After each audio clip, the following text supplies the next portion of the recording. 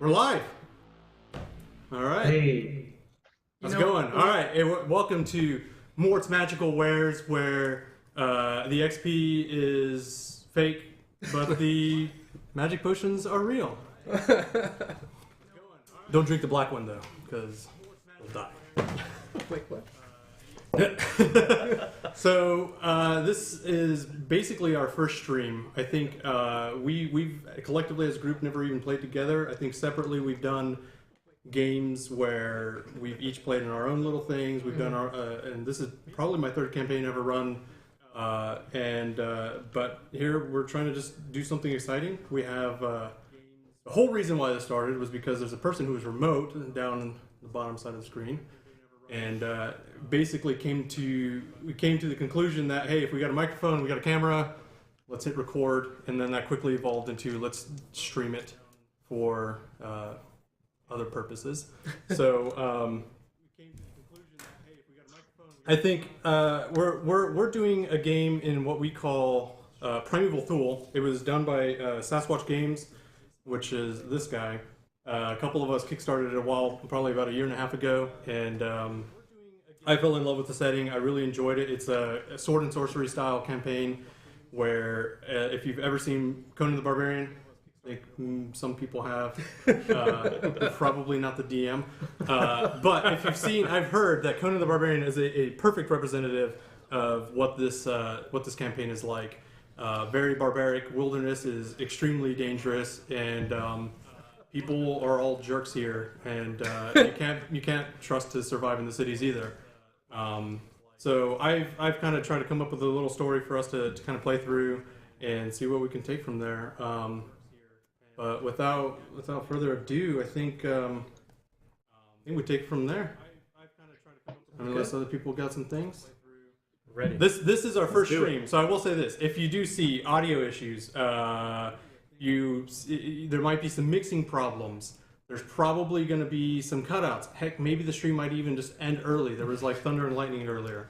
So that being said, or if you just hate us. Yeah, or that too. Yeah, and if you absolutely expect issues. If there are constructive feedback, I'd say put it into chat, and then we could be able to remedy that later on. But for the most part, I would just expect this to be kind of a trial run, and it will get better over time. I can assure you of that. So the game itself. All right. I gotta say, in this setting, I really wanted to focus on a group that was kind of railroaded into basically not writing a backstory and kind of having a situation presented to them in where they're kind of all like forced to have lived with each other at one point. They grew up with each other, and I thought that was unique because I've had a number of Nightmare sessions in the past where if it turns out if your party has zero interest in working together, they will absolutely not work together, and so that's always bad. And now, so lesson learned from that. Now I'm just forcing them. I'm just completely cutting like the background out of this, but okay. Dropping some frames. Okay, I would probably close that window. Geo's window for a second. I'm wondering if that's why we're dropping frames. All right. So other than that, all right. Yeah. So in this session, all right. Today is the day of celebration. It is the first day of summer, and in the town of Blacktail, town of Blacktail, the place that you guys grew up in for the majority of your life for the last 15 years, you have come to realize every first day of the summer, it's always been a day of celebration. And people here in this town, as it's kind of grown over the few years, has basically come to celebrate this because of their past, the times that they, from the past life that they lived, and then the life that they're living now, and the freedom, and the life of freedom. Each of the people here in this town, most of them I should say anyways, had basically lived in a world of enslavement and bondage and abuse, and through basically escape or even rescue, or for some people who are the pit fighters that were able to fight their way out to freedom all basically had heard of a town that was kind of a refuge for people in those situations. So a lot of the people who live in this town had basically at one point or another been marked for slavery and had lived a life of that. Each of you, and we've talked about this with several of you, I think, basically have been marked for slavery at one point. Each of you had kind of a burn mark in your. Each of you, and we've talked about this with several of you, I think. Okay, but each of you guys had basically a mark on your shoulder of saying a Marg slave. The town of Marik is also known as the city of slavers, where there's just a collection of every slaver that goes there. It's the city that basically has the biggest business in dealing with slaves, and it's considered just kind of like a wicked town for that reason. It's a big business for the noblemen, and they obviously benefit from it highly. But it was one of those towns that happens to just doing that business, and that's kind of a big deal. It's not too far off from where you guys are currently located at. It's probably about 10-20 days travel east from the current location of Blacktail. But nevertheless, each of you guys have all been share that tattoo or that burn mark. Does that mean we were in slavery? Is it just now the way it's been explained to you before you guys were rescued and moved off into Blacktail is you had basically you had been presented in a situation in where you were marked for slavery and in transport to Marg before the person who you come to know as Crenshaw, who is your father, who's the person who's basically raised you for the past 15 years. He had basically intercepted a transport and rescued you folks. So there was a few other people that were part of that party that kind of helped with that rescue. The whereabouts of parents, if you knew them at the time or didn't, there was an event that had occurred that basically separated you guys from it, and it wasn't something that Crenshaw could have done. But nevertheless, today is the day of celebration because it's the day in where we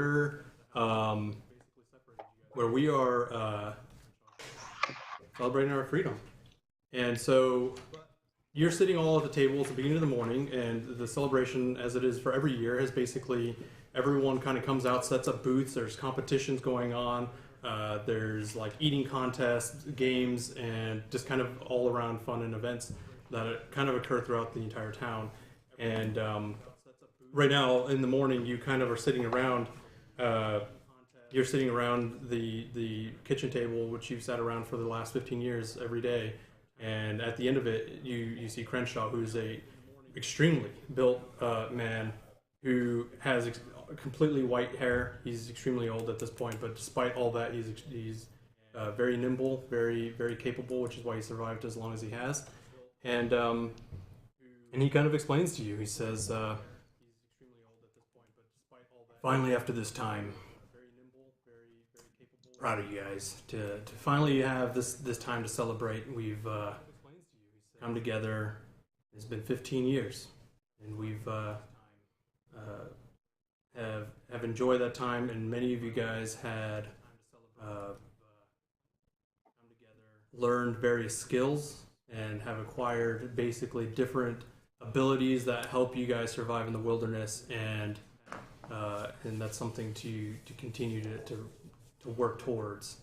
And he says, "Now, when you go out there, you can't embarrass us, and you have to win every competition, because if you don't, you can't come home." And he starts to chuckle a little bit, but he basically... Are we sure if he's serious? No, he's got a straight face, but he's somewhat joking, and he kind of brings out some plates of some grilled fish, and basically you guys dine and eat together before the actual celebration begins. So what I would like to do is have everybody kind of go around and kind of say what their name is and describe what they look like, and take it from there. So I think we'll start with Rodan. Well, I'm Rodan the Green. I'm a druid. I'm about 5'8", not very strong. I'm just an 8. Never been strong. I guess that I was drawn a little bit to being a druid. But some events that happened after I arrived in this town, we'll go back to that later. And that's it. Okay, you got Gerrett the Ghost. Gerrett. Gerrett the Ghost. Garrett. Gerrett. It's gonna be Garrett. so Garrett? hard to. Is it Garrett? Gerrett. Garrett. Gerrett. Gert. So I'm calling you Gert. Yo, Gert. Gerrett. 6 foot, light-skinned male, blue eyes, thin but tall cheekbones, has short cropped hair, has eyebrows that tend to try to meet in the middle a little bit, not as kempt as maybe one would like. Wears mostly animal coverings mixed with bone that he's fashioned from things he's hunted in the past. Very attuned and one with nature in the most, in the sense not of Rodan over here, but more of the traditional camping and hunting, etc. Loves the animals of the forest. Loves to be there and not around you people who make fun of his name. Nice to meet you, Gert. Oh wait, we already know each other. All right, Tembo the Thrice-Scared. He's a very large Lomari, so he's very dark-skinned, brown eyes. He's about 6'2", I believe. In keeping with the Lomari tradition, you pretty much never see him out of his scale mail armor, and he's always got at least one weapon on him. His main weapon of choice is his great sword, although he's pretty good with most everything else as well, being an aspiring pit fighter. He's very jovial, even though he looks incredibly intimidating. But he's actually a pretty nice guy once you get to know him. So I am Kira the Unseen. I'm a member of the Seven Knives Assassins, the Kadeki thief, but I don't actually live in Kadeki. Thulian halfling, so I'm very short, 3 feet tall, 40 pounds. Do not make fun of my height. But to be fair, I think while you're at the table, you're probably on a booster seat. 'Cause it's so large, you know. Kershaw is so large that like the table was built for his height, so they probably had to build you just a larger chair that you have to jump up on. Timbo's good. I'm extremely weak, but I'm very wise for a rogue, so I basically have a wise quote for everything. And I'll be using I look them forward to that. very frequently, even when they don't necessarily make sense. I strive for ultimate power, but I live to tear it down. The Seven Knives Assassins are the greatest thieves guild in Kadethi, most powerful, and ultimately I will rise to their ranks. Nice. All right, Mr. Arn. So, yep, my name's Arn, just Arn. No Just Arn. awesome surnames or anything like that. He's a kind of owlish looking Dari human. So, black hair coming down loose around his shoulders, kind of a image of a beard. Not quite there yet, but it's getting there. And piercing blue eyes. Yeah. Sweet. What class were you again? Sorcerer. Sorcerer. So yeah. Nice. Yeah. What are So the there's few- nothing particularly special about him, just looking at him, but you know, it's a fairly built man, just young man, strapping. We gotta turn you up a little bit. Okay. Yeah. Barbarian or fighter? Fighter. All right. Yeah, I think after you guys kind of have your morning ritual, Crenshaw is basically, he says that he's got to go set up his booth because he's got a competition that he's got to set up for, but he's going to be kind of later on in the day. So yeah, he's just, you're free, my babies. Freedom. Right. So as you guys walk out, the town, you actually, and as you guys know, like the town, actually the house that you live in is probably the largest in the entire town. Over the years, it was actually probably one of the first ones that, back when you guys first moved in as children, the town of Blacktail was actually very small. It was actually founded by Crenshaw and a few other people who had since over the years passed away at this point. And Crenshaw is one of the few people to still be in the town and part of the original members. Is he? So the rest of the ones that would have been, I guess, part of whatever raiding party that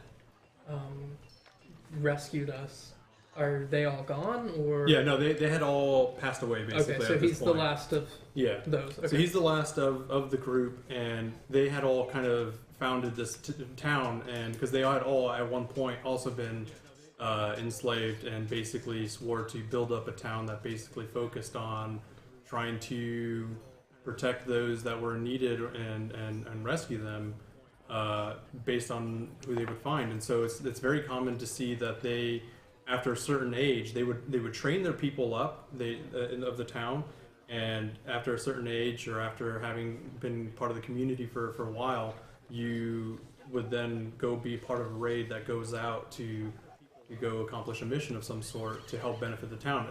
And it's not just going to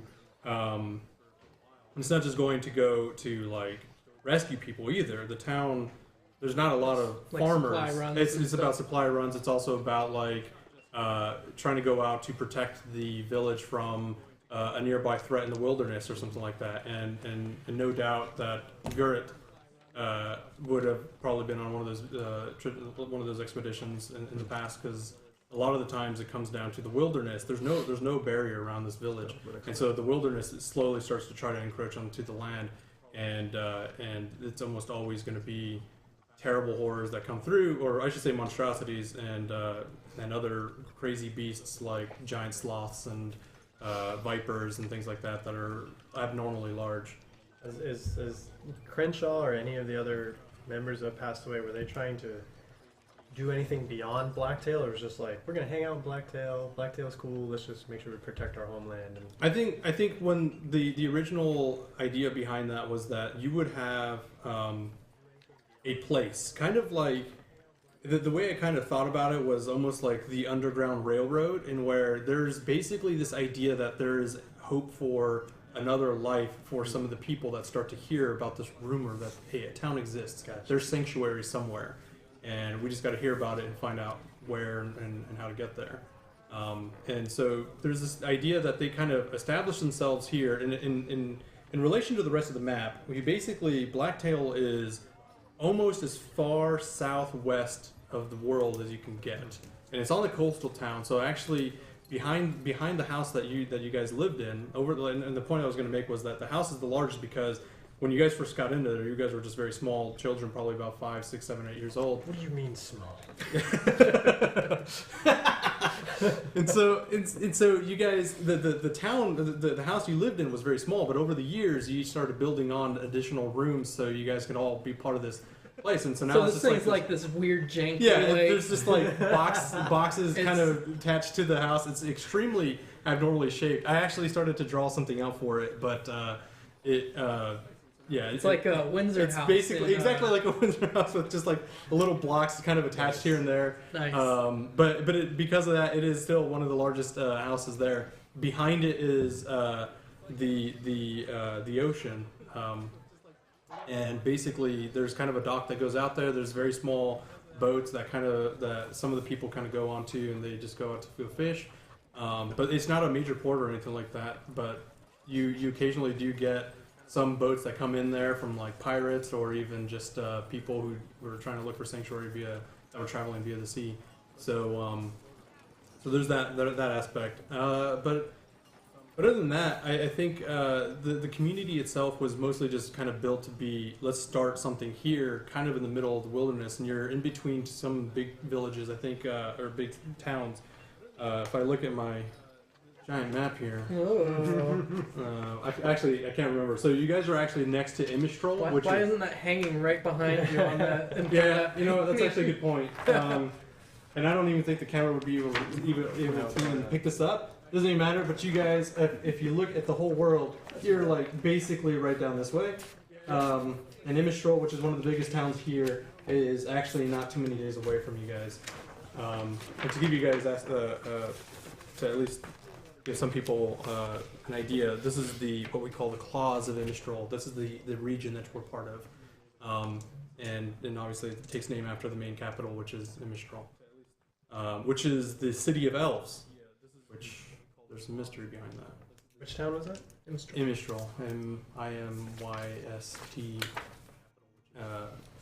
HR. I think I have good enough. You're just putting letters on the other. XY There's a to. couple of silent I'll screw it up Ps. later, but it'll work for now. Yeah. Put it instead of silent Q. But other than that, I think you guys walk out and you see that Crenshaw just kind of goes to the back to get kind of some wood, some lumber and stuff to start standing up. But as you go out there, you're welcomed to basically the scene of now the town of Blacktail is not very large. It's probably about no more than 200 people. But each of them have kind of like their own little shack that they've added onto, and so the town is actually just kind of like gets longer and longer on the main road, and there's some houses that kind of go around the sides. But for the most part, you open the door, you guys are at the end of the village, and you look all the way down, and there's just houses that go on, and you actually see in the main street just booths all over the place. And in the town center, which is almost visible from this point, there's just like a large open area where you can actually where a lot of more what's the I guess not really caravans, like caravans, and it's like food trucks basically, kind of all circled around, and you can Taco see trucks on every corner. taco trucks everywhere. Sick. It should be a thing in this world that there's just taco trucks everywhere. Can I craft any poison by getting something from the taco truck? Nah. You can craft some poison from the taco truck. Poison you with diarrhea. Thanks for making it. It's slow working. It'll hit Just wanted to them. make sure you guys know what I'm talking about. Yeah, so, I think, when you guys are out there, you can already see that there's already booths set up, and there's games, and people are kind of walking around, and you can hear people kind of screaming out, kind of calling out, saying, like, food competition over this way, see if you can eat the most skeevers on a stick, and there you actually see that there are just rodents that had been kind of pulverized into this nice cylindrical shape and had been kind of coated and plucked and all stuff, and then basically now battered up, and they're sticking into a fire and pulling out, and there's just like these giant meat sticks. You kind of go further down and you see that there's actually a giant like air tube that like you hit down on it and it forces like this ball to go up onto this thing, and he's got this giant hammer, like a giant mallet, and he's just like, try it, test yourself to see if you can set the record. All right. He says, you sir, do you it, look yeah. like you're pretty good. Hey, that'll be 1 copper. 1 copper. And he says, you get 3 tries. And he hands you this large mallet. I only need 1. And he, give me a strength check. Ah, that's a 11. So you go down, whoosh, and it goes probably about halfway up. And you actually hear kind of off in the corner, kind of a sneer like, yeah, I figured that would happen. I look at Tembo and I say, he who takes no chances wins nothing.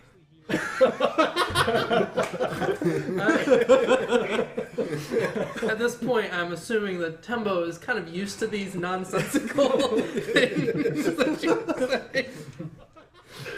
He's like, okay, that was just a warm up.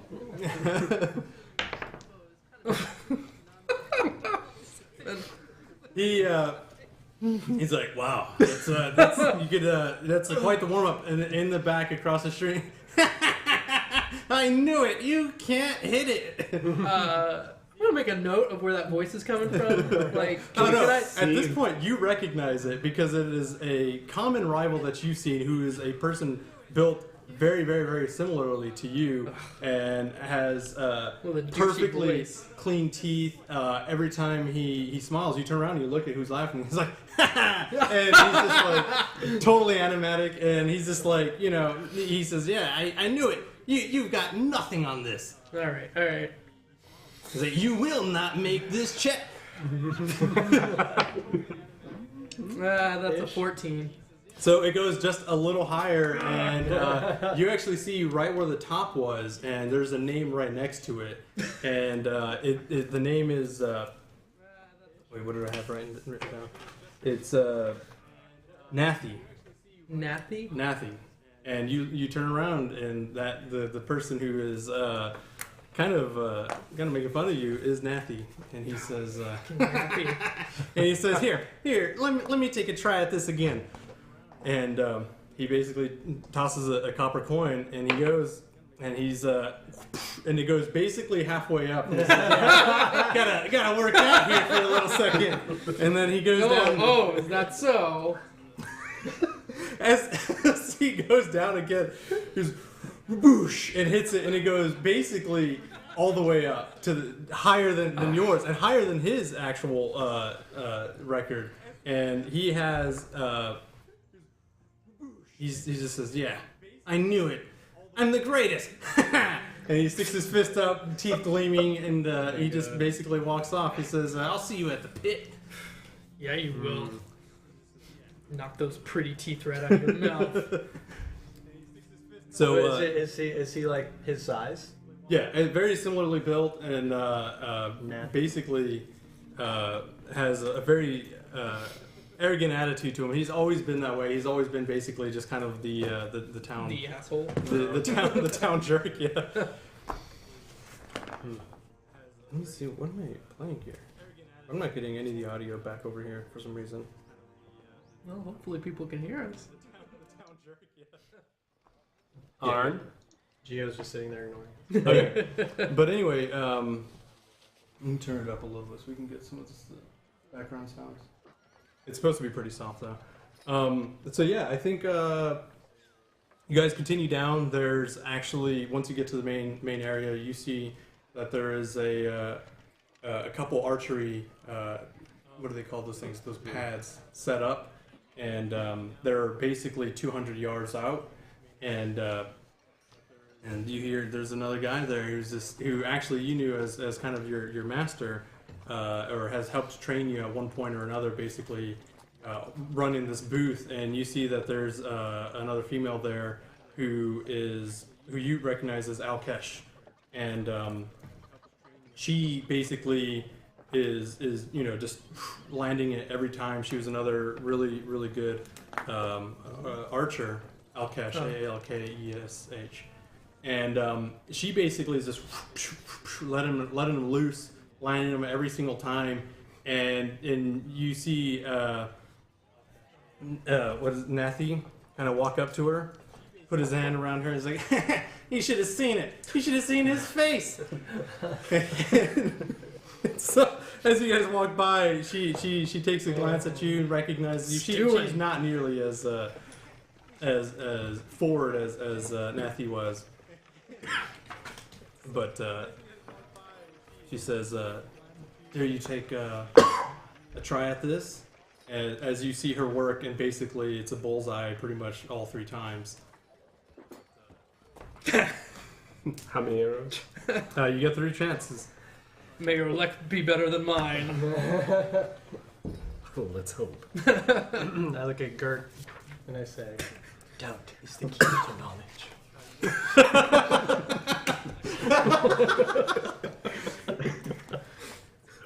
So You just don't even have anything to say to it.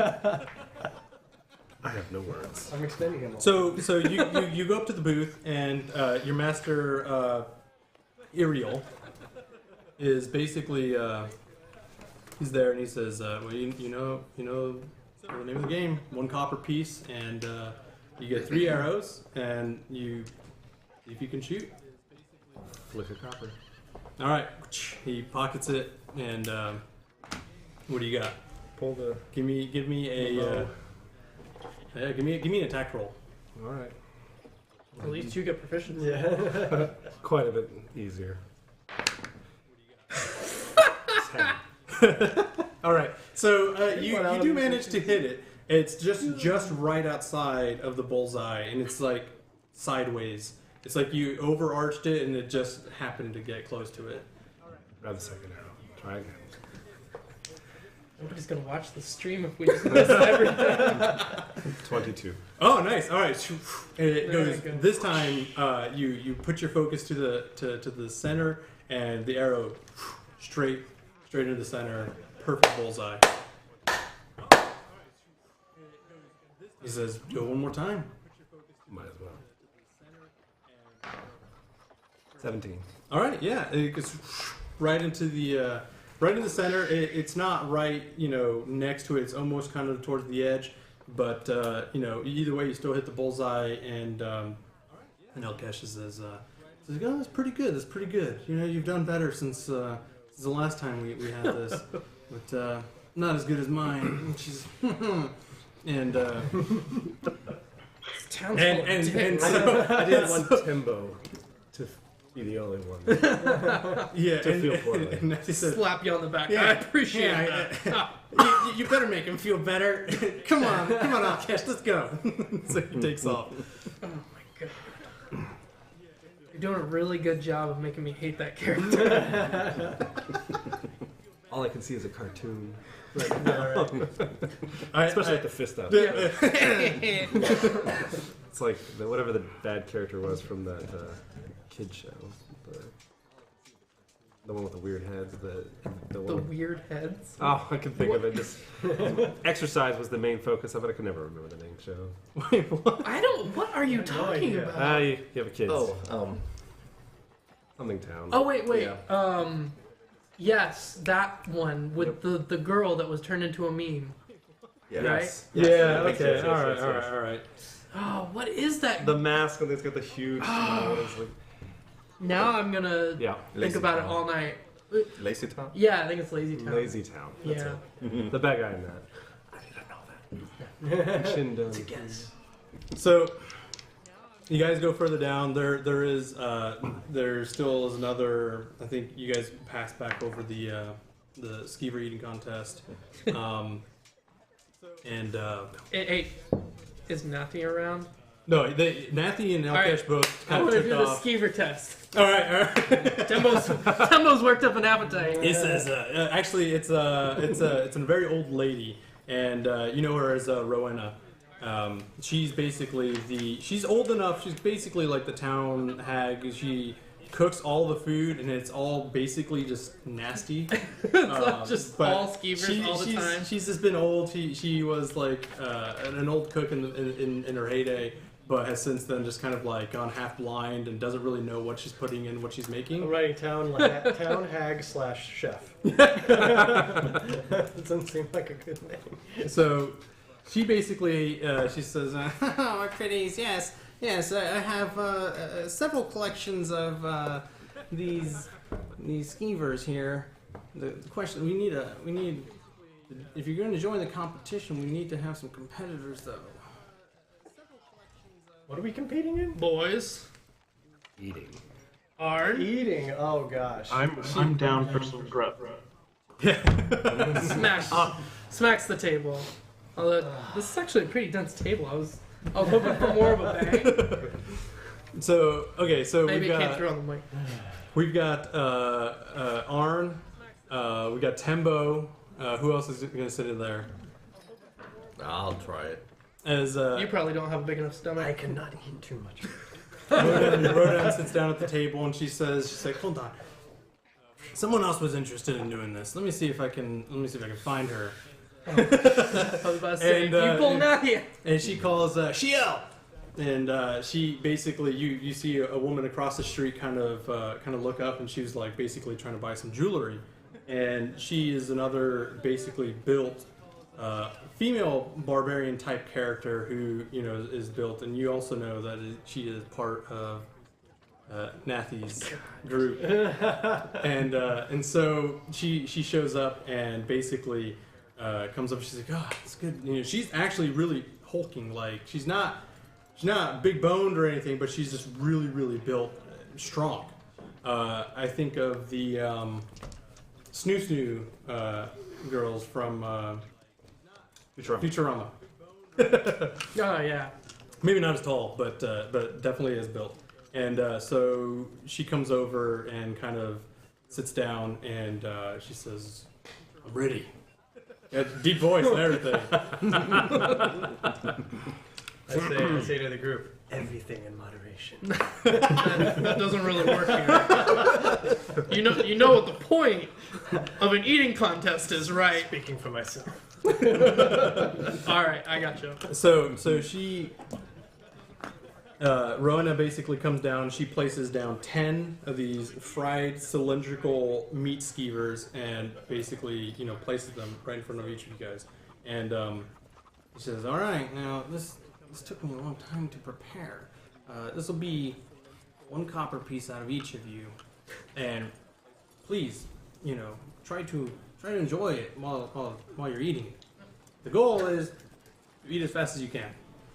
And so, those are kind of contradictory. as you guys are about getting ready to go, she basically starts to whistle out loud, and everyone starts to kind of gather around. And then you see Nathy. Yeah, look at this. He's gonna try another competition and lose. Wipe that smile off your face. As I'm like sitting back watching this, I'm kind of curious to see how engaged Nathy is into this competition. Oh, yeah. Is he like just so focused on this? He just wants to see them lose. Yeah. So he's basically just kind of looking and really just focusing on Tembo, because he knows that really the only other person that can really compete for this age group, compete with him, is Tembo, and Tembo has always been kind of. What is Nathy wearing? Nathy's wearing basically just like just the shorts, I guess, around him, and that's it. That's it. Yeah, that's pretty much it. I mean, he's just got like, I think he's probably got so like. he's in some like leopard boy shorts or Actually, something? you know what? I imagine him very much like the person in the front of this book, but he's. Does he have like any? Does he have any accessories? Like a coin purse? Like a coin purse, or even like just like maybe a bracelet or something. Yeah, you know what? I said really he nice probably does watch. have a coin purse because he's been participating in the. I'm gonna try to take his coin purse while he's. Okay. While he's all right. Fair enough. doing sliding Street hand. justice. And so okay, as the crowd is kind of very focused on the eating competition before it starts, give me a stealth check. Ooh, that's really high. That's like 28. 28. What? Are you kidding me? You got a 19 on the die. No kidding. All right. Dang, dude. Where did Kira go? 27. Oh, 27. Where'd he go? So yeah, 26, immediately he's 26. gone. He Where- just- where he are we got on lost. this? 26. All right, so he Kira just disappears. and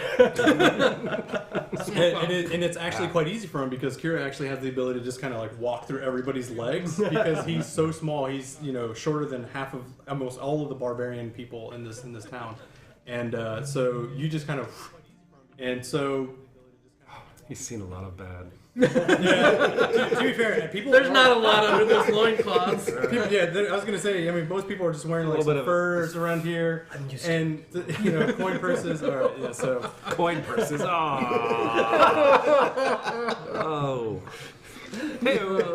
all right, so you take off, and then the competition, the Rowan says, all right, 3, 2, 1. And so everyone just starts eating as much food as they can. Give me, everybody who's part of this, give me a athletics check. No, athletics or no, what's the acrobatics. What? I Acrobatics? think, you can do athletics if you want. I can imagine you shoveling down. 20. Just my brute strength. That's gonna be a 19. It's all jaw power. I got a 20. What'd you get? 20. Dang, dude. Nice. All right, now give me one more set of rolls for both Arn and Rodan. 16. 19.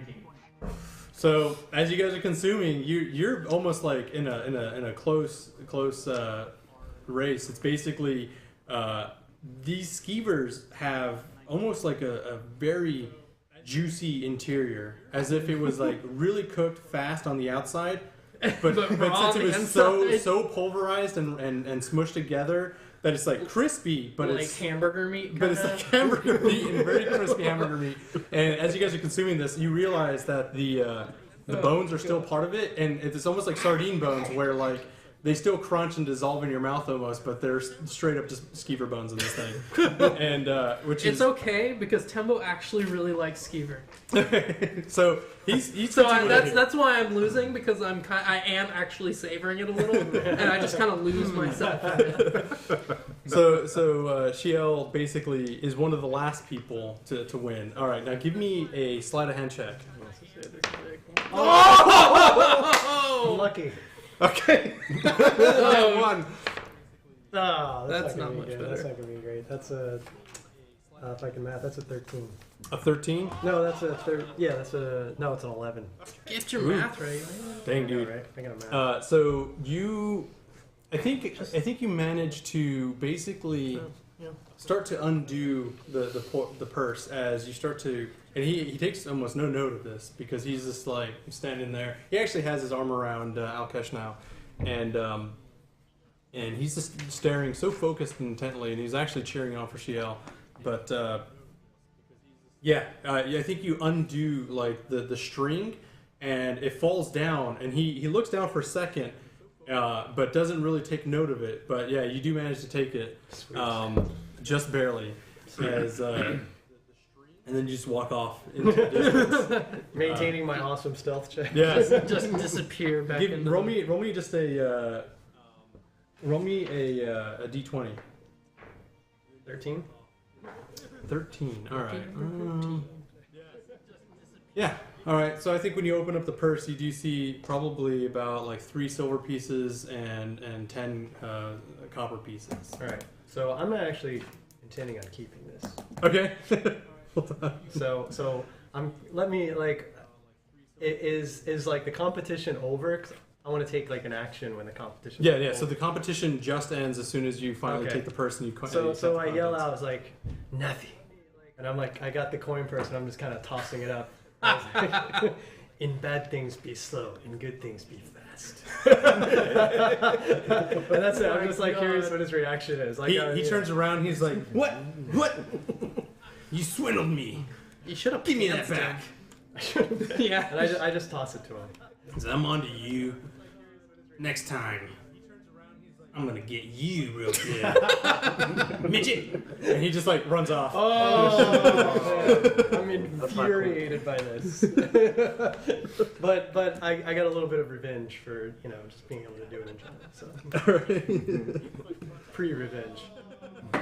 Okay, so yeah, the competition ends. People will cheer on, and you hear Nathy kind of just call out. It's like, Shiel, I'm disappointed in you. We need to work on your skills better. And so he goes up to her and he just kind of like puts his arm around her, and they just like, he has both girls down and just takes off of them and basically leaves, and they go off and down further down the street. And yeah, so is there anything that you guys also want to look for? Well, I mean, there's also shopping.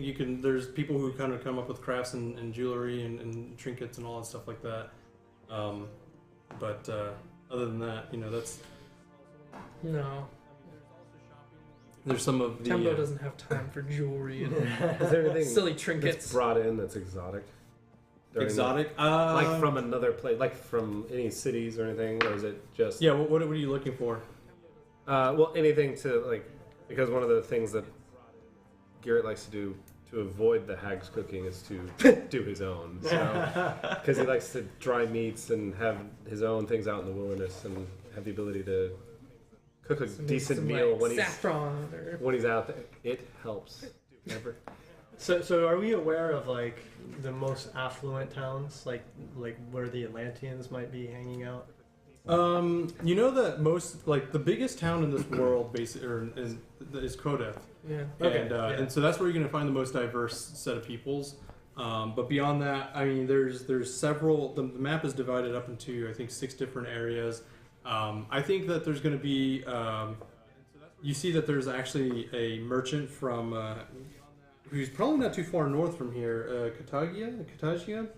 Mm-hmm.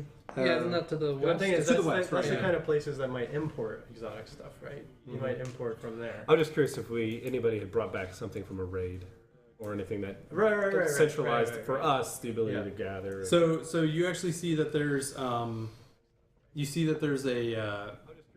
there's a necklace, and it's made of basically like teeth from Katagia, from where like all the pit fighters and all the teeth they've lost. And it's kind of like a tradition that they do, like as they collect enough, means that they've kind of like they've been part of the show long enough that they were able to collect these teeth and all the broken teeth from these pit fighters, and so they're selling these teeth necklaces. That's a macabre. You could ground those up and use them as a powder. You do also find. I'll say this though. Not very So like interested in looking further down, you do find that there's some It'll interesting make it chewy. claws from Can't have creatures two of that seem to be kind of like not from this specific region, and they kind of come up with like a story and says this claw here came from way from the Chilean seas. It came from a sea monster that we found. We were fishing out there, and we pulled up this creature, and there was these large teeth. There was like rows and rows and rows of teeth, and I tell you what I did. I managed to grab one, and I pulled right out. I tell you, and so Can I look at it and see if I recognize it as a? Yeah, sure, go for it. Give It's me like a hog's give me an tusk. investigation.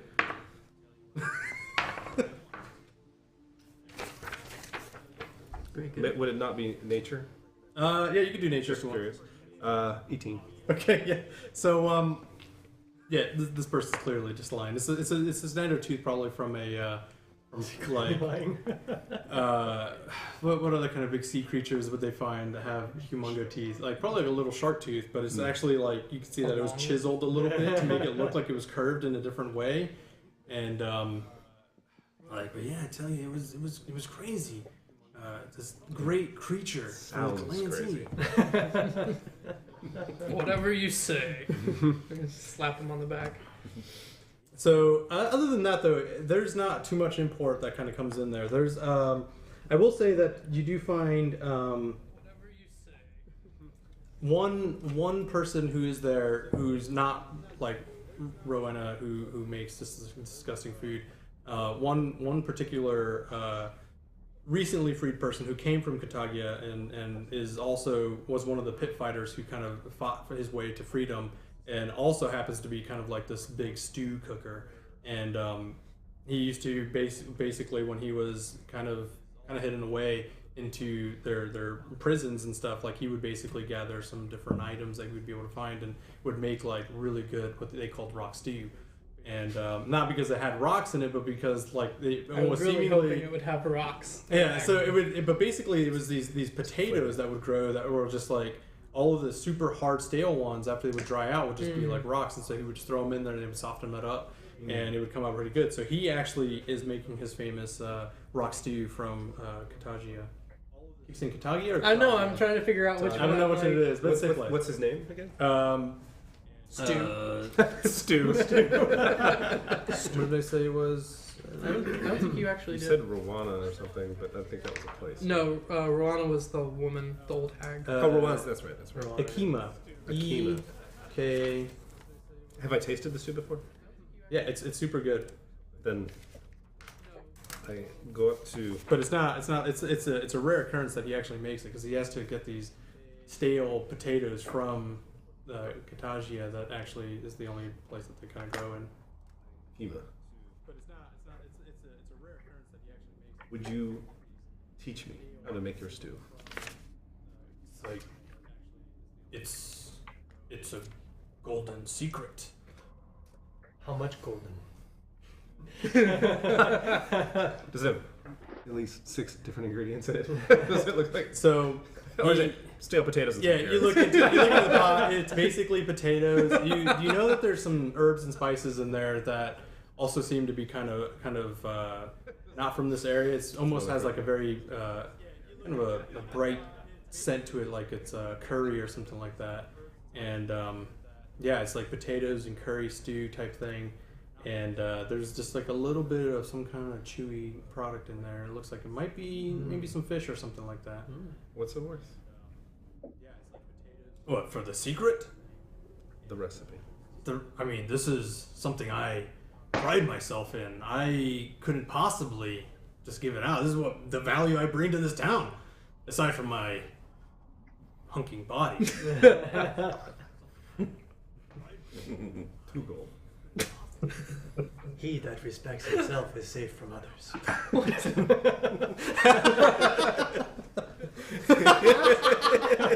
Actually, kind of appropriate there. How many of those did you print out? Obviously. Come on, man. Why are you putting Did checks not by him? take Just, it. keep, No, I don't take just it keep again. using them over again. He says, I'll tell At least I you, know I'll use it once. I can use it multiple times. Garrett, was it? Gert. Gert. Gert, let me tell you. His name is Gert. Correct. Gert. That's Gerrett. always such a kidder, Gert. Gert, I don't think I've told you today. I hate you. Correct. let me tell you, I'll make you a deal. If you can ever bring me some, I'm looking for a certain creature. I've been wanting to make kind of a good steak out of it. I don't know how it's going to taste. But if you ever come across a giant sloth, I want you to bring it back. If you bring me, yes, the whole thing. Because I got to learn what parts of it actually taste good. Okay. But it's got to be fresh, obviously. So it might be good to just keep it alive till you bring it here and dispose of it and then give me the meat. You want me to bring you a live giant sloth? I mean, that's what this recipe is worth to me. What's the worst that could happen? It could die on the way. Life is a journey, not a destination. It could take so long we have to hear more of that. All right, that's a fair point. Done. Excellent. I mean, there's no specific time frame for this, but just know that if you ever do come across it, I will teach you how to make this. I just bolt for the forest. Okay. Wait, Just run towards the forest. Wait a second. do you even know if there are giant sloths around? Oh my god. What time of day is that? It actually is. Gert should rethink. It's pretty early, I think. Right? Yeah, it's early, way early in the morning. Goodbye, Gert. Goodbye, Gert. Yeah. All right. So you basically, without even saying bye, you just bolt right out, and he says, "Wow, he really wants that recipe." And Do you think he's gonna be able to get one by himself? I personally seen those things, and they're extremely dangerous. So. I guess it was nice knowing him. So, all right, you bolt off. In the meantime, I would say everybody else give me a perception check. Is a giant sloth a beast or a monstrosity? I think it's a beast. Okay. What am I doing? 19. Perception check. 13. You bolt off. You're not off. That's fine. That's fine. Peace be with you. 13. I also got 5. 5. And what did you get? 19. Okay. So you do take note. The rest of you guys don't, but you do take note of this, as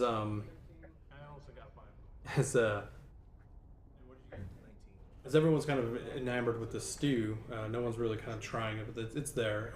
You kind of look back to the house, and you see that Crenshaw is actually building up his booth, and a person kind of clothed in a dark green cloak kind of comes up to him and starts talking to him, and you can see that Crenshaw was like visibly shaken by this, and basically kind of scurries him inside for real quick, and basically kind of goes off.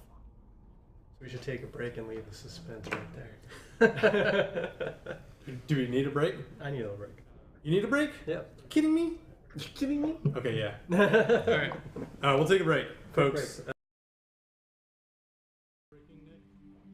You take note of Crenshaw just kind of go off into the building, and you see that he takes it off, and everyone else seems to be kind of.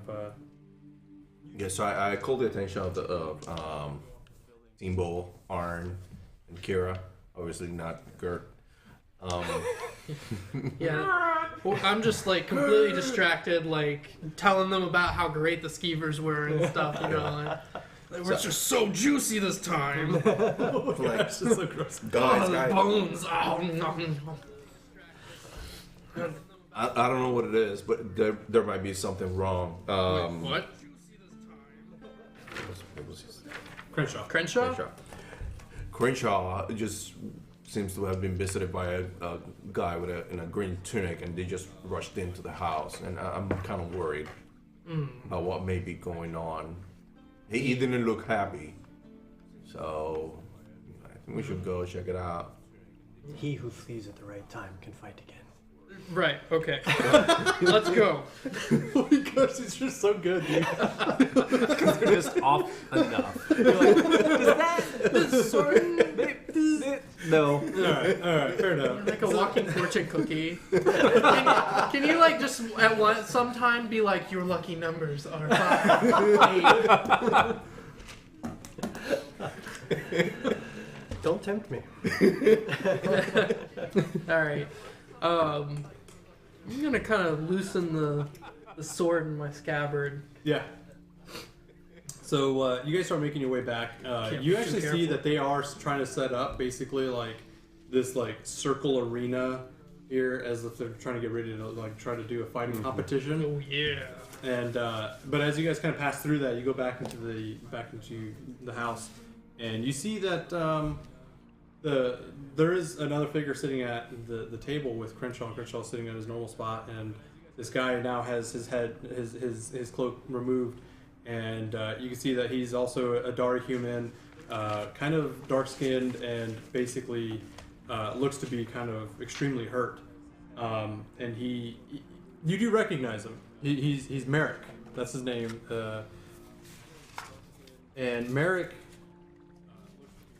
is one of the known scouts of the town. Like Marik, basically, him and a couple other people usually go out to go visit the East Coast. They kind of visit the East Coast to make sure that there's no dangers kind of coming in that way. There's also different different groups that go off to the north and the west, and they just kind of make sure that the wilderness and the surrounding area isn't really kind of under attack in some way, or there's a threat coming. And so he came, and he seems to be kind of out of breath. And Put my You sword said back he's in. hurt. he is hurt, yeah. Okay. So you see that he's like scratches across his face, and Does it look like it's from a giant sloth? no, it doesn't. Actually, it looks like it was a human that kind of just like scratched across his face this way. But he comes back and he says, and he mid sentence, there were so many of them, and he sees you guys come in, and he's immediately kind of, Marik, what happened to you? we were attacked. There was we were doing our standard scouting, and both me and my partner that was with me, Teague. Me and Teague were going up north or east along the coast, and we heard about a day's east from here. We heard kind of like this singing. Kind of enamored by it, we went north because that's where the singing was coming from, and we realized there was some new ruins there that we hadn't seen before. It looked like there was a kind of like an excavation site or something. There were some people there, and we noticed that there was some people chained up. There were several groups of people there. Some which looked like to be. It was dark when we saw this, but some people seemed to be kind of caged but sleeping. Other people were chained, and they were help digging out what looked to be kind of the top of a pyramid. And of course, there was the people around them, kind of encouraging them is loosely used here, but encouraging them to continue to dig. they were the ones that were chanting to some degree. We weren't sure exactly what they were saying. It was in a language that we didn't understand.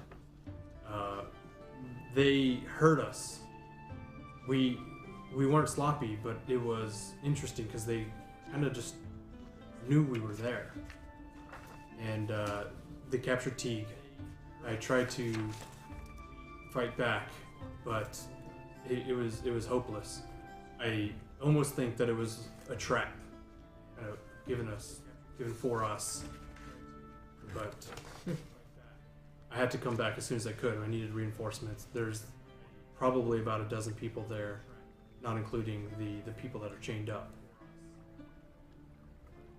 Do we know if Marik has like a good reputation of like telling the truth? Yeah, no, he's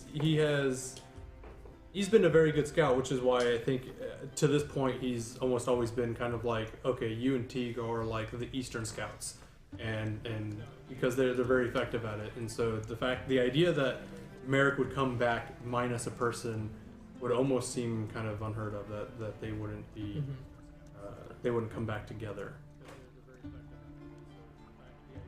Who were these people that attacked you? The slaves, or the people who kept the slaves chained up?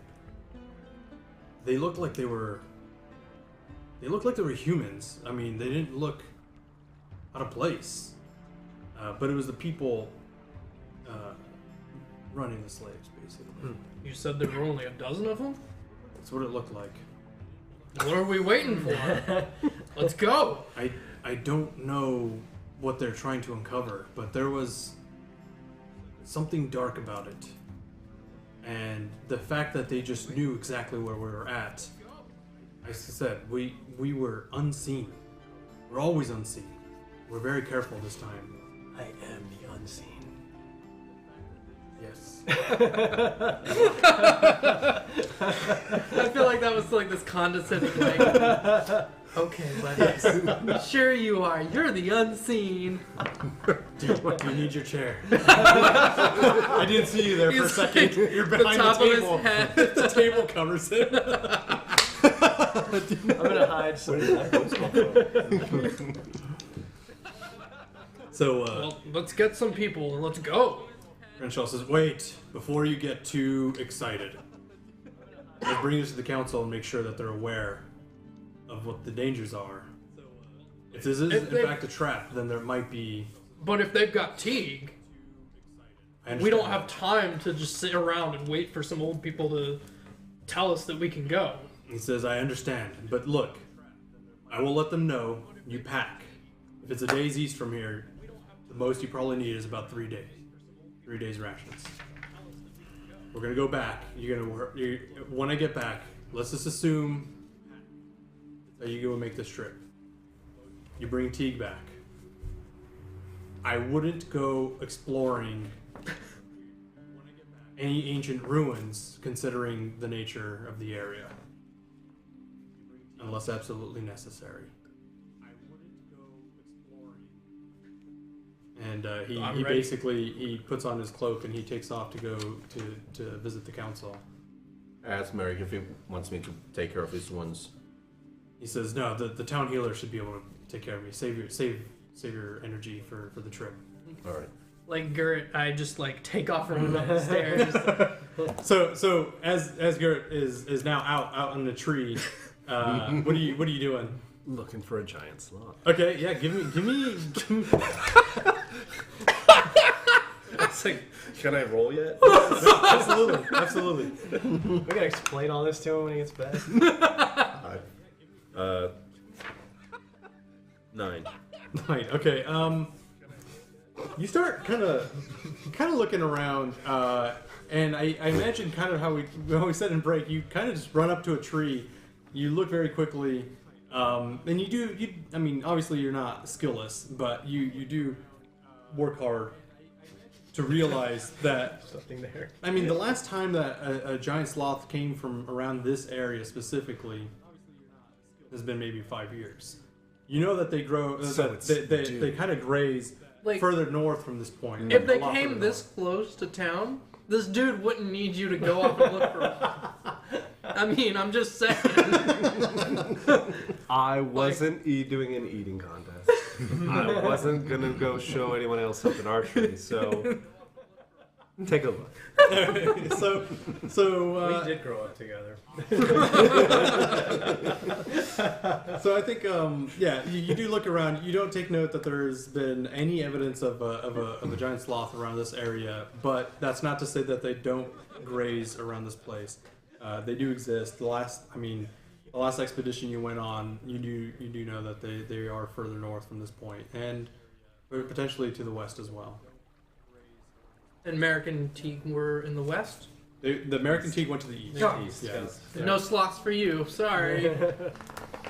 We can split up. You go east. Never. I go slothing in the west. Never split the party. Never split. Especially not in the first damn You session. know, to be fair, like let's just hey, it was a flop. All right, let's just end it now. How far is Kodath from Blacktail?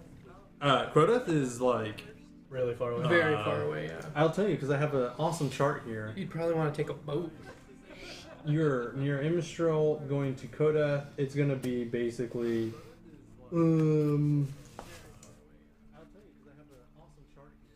whatever 1200 divided by 24 is days of pure travel. That's a lot. It is so basically if you look at them on a map, you've got basically you got it. We're all the way down this way. Kodath's Close unlike the, all the way on the complete other opposite end. side on the south. Yeah, coast. it's very far, but it's not like it's an unlikely I'm journey. asking because I'm wondering if like any of my guild members might be around to help us with these kinds of expeditions. Wow, that is a long. Yeah. Now, the most ideal way to travel would probably be by boat, and boat actually does help divide that number of days by basically 3. I know that the guild is like mainly in Kodath. That's fine. No, and I'm not saying that there aren't any specific members, but maybe not in this town. I think you're probably kind of like the. Do we only actually one. believe that he's in this guild? I mean, as far as we know, he says he is. How long was he gone Sure you do, buddy. when he joined them? Was he gone for days, months, years? I would say probably for a while. Now, I think we'll come across that eventually, and I think we can answer that question in another session. But yeah. I mean, spoiler alert. It's Oh, part hey, of my Nick character Nick creation. just said it's 50 days. It's a 50-day trial. Okay, that's what Thanks, I was Nick. 50, yeah. So I'm gonna that's say 50, but I just to will say actually this. go. That's 50 days of I- rolling for random encounters every 4 hours, and I think you guys would. Definitely That's when you not. use a dice generator. So I'm gonna send a courier to send some Seven Knives Assassins now, so that 50 sessions from now we'll have them to use. Yeah. Okay. So we'll say let's see what kind of couriers exist in this world. Probably just people, right? Yeah. Good luck. I would God. say in this town there's not really a courier exactly to send message. Carrier pigeon. The last time that there was a person that was traveling through was probably a week before. Oh. Like a peddler or something? And there's like peddlers and stuff that go through, and they usually always take like notes and stuff. I remember reading somewhere else. I'm gonna have to look this up later, but there is other ways to transfer a message, and it could be through bird or something like That's that. what I was wondering. And it just takes a long time. I think at this point, Tembo doesn't actually believe that he's in the like. You're pretty short in stature. You're like trying to make up for it. Got a Napoleon complex. Sure, you're in the Seven Knives Guild. Yeah, okay. I think he joined an actors guild with all the.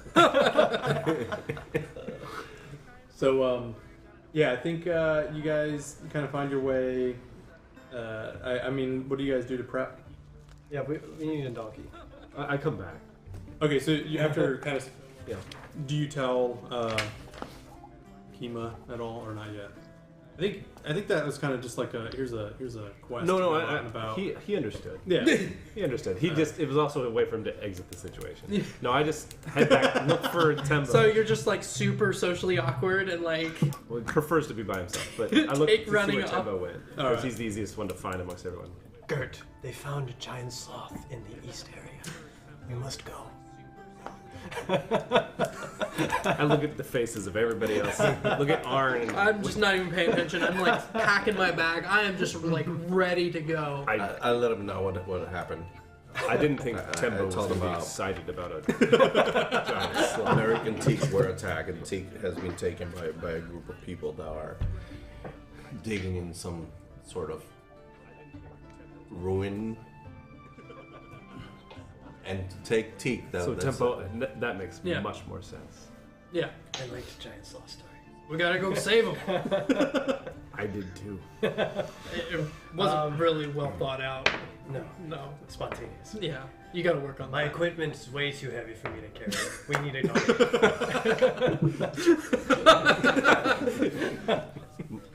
Meta, when did you realize that you took too many things on your character? When I realized donkeys exist. Yeah, I think there's probably a collection of maybe about 4 donkeys, and it's kind of like the rule is take one and go out to your trip. and- Take a donkey, leave a donkey. Yeah, but the idea to feed it and stuff like that, I believe we established it was what 10 copper a day or something. I can't And remember. I can look it each up. bag of feed is basically 10 pounds, even though that works for Yes. elephants versus. Yeah, Pounds? loophole. You can feed elephants for the same price you can donkeys. Not really a rules poll that most people would take. So Take that, DM. You've solved my elephant puzzle. It's 5 copper for 10 pounds. okay, yeah, 5 copper. So I mean, if you guys are gonna go out, I would say 15 copper for whoever's gonna really front that. But other than I that, will pay for donkey. You'll pay for the donkey. Well, I got. I mean, no, I got the donkey's fee- free. I got the feed for donkey, you. the donkey itself. All right, Is it like free or is it no? rental? The donkey itself is a silver piece per week. Okay. So typically, that's what it's going to be because Can we just somebody's buy got to our own? maintain these things, And when you take it, they're like, they give you the reins. They're like, look, take care of this one. His name, I was gonna say, what's his name? Marik. Kurt. That'd be too confusing. Rico. what's a good donkey name? A donkey. Donkey. Donkey. No, his name's not Donkey. We'll call him Sam. Ed. Ed. Ed works. Ed the donkey. Ed the donkey.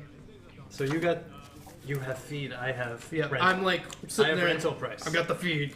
Yeah, and so I mean the donkey comes with some saddlebags. I think it can hold probably up to an additional. I think we said it was like 50 pounds. But either way, it's a good measure. It can hold 420 pounds. All right, there you go. Yeah, we're Say, good. it can hold a lot. I mean these donkeys are very malnourished. All right, 50. it's very old. Yeah, So I think, essentially, it can carry all of our equipment. Yeah. yeah, I would say so. Yeah. Yeah, one donkey. I was surprised how much shit weighs. I can carry my equipment. Really? I'm actually I pretty don't- weighed down with all the weapons I'm like strapping to myself. I think it's. I can literally carry my weapons. How much Oh, do you this is have? so heavy. I have 40. 40 what? 40 in Oh, encumbrance. oh. What's your strength? 8? Yeah, I guess that makes sense for a half. I thought it was 15 times. I thought it was 5 times. It's 15 times. Is encumbrance. 15. I looked it up last night. I was like, Oh, then I can carry a lot more. Never mind. Maybe we don't need yeah, it. it's 150 pounds to carry around for 10. So that's what I. Yeah, but to be fair, I think like even halflings get like think that's a the variant modifier, encumbrance. sub modifier. It doesn't matter. I'll have to look in the But either way, yeah, I'll we'll look in figure the it out details later. later. But yeah. Yeah. we'll So you work got it your out. donkey. I have 400 on it. Yeah, donkey can easily carry some stuff. I put my As, special spices as you guys on get your For your. for when we win. So what about food? Do you guys worry about that at all? Yeah, I've grabbed some like the dried meats and stuff, rations, and I have Okay. an explorer's pack, so that's all. I grabbed I'm putting 4 that on the days of donkey. rations Okay. Yeah. just in case. So We can hunt if we. I work up an appetite, you know. we can hunt if we need to. Yep. that is true too. And I got good That berries. sounded like Geo just got like destroyed over there. Did you What just was that? drop a plate? No. I dropped a pen cap. I can't believe you guys picked that Wow. up. Hey, dude, that sounded like Yeah, it something just got destroyed. Was it made of glass? Like, what just happened? No, it's just plastic. Wow. You say 1 silver piece for the donkey, right? Yeah, for Ed? a week. One, And if you're going, And what if we don't bring Ed back? If you don't bring it back, then you got to pay for the donkey. 8. If you don't bring Ed back, don't come back. Is there a less popular donkey we can choose? Yeah. Nick says it's 15 times strength. Okay, so That's what I thought it was. never mind. I read 5, but cool. The forged anvil one is like really weird then because Well, they use the Even they use with the this- very encumbrance settings. oh it does. Yeah, I thought it I does. turned that off, but like mine was terrible because with like a 16 strength, I could carry like 80 something pounds before I was encumbered. That sounds about right. I mean, it's not for the very encumbrance rules or whatever, but yeah, that's probably true. But, All right, well let's go with the one that means I can carry my backpack. all right. So basically, you guys gather some food. You have your donkey. By the time you guys kind of get together, Crenshaw shows up and says, "The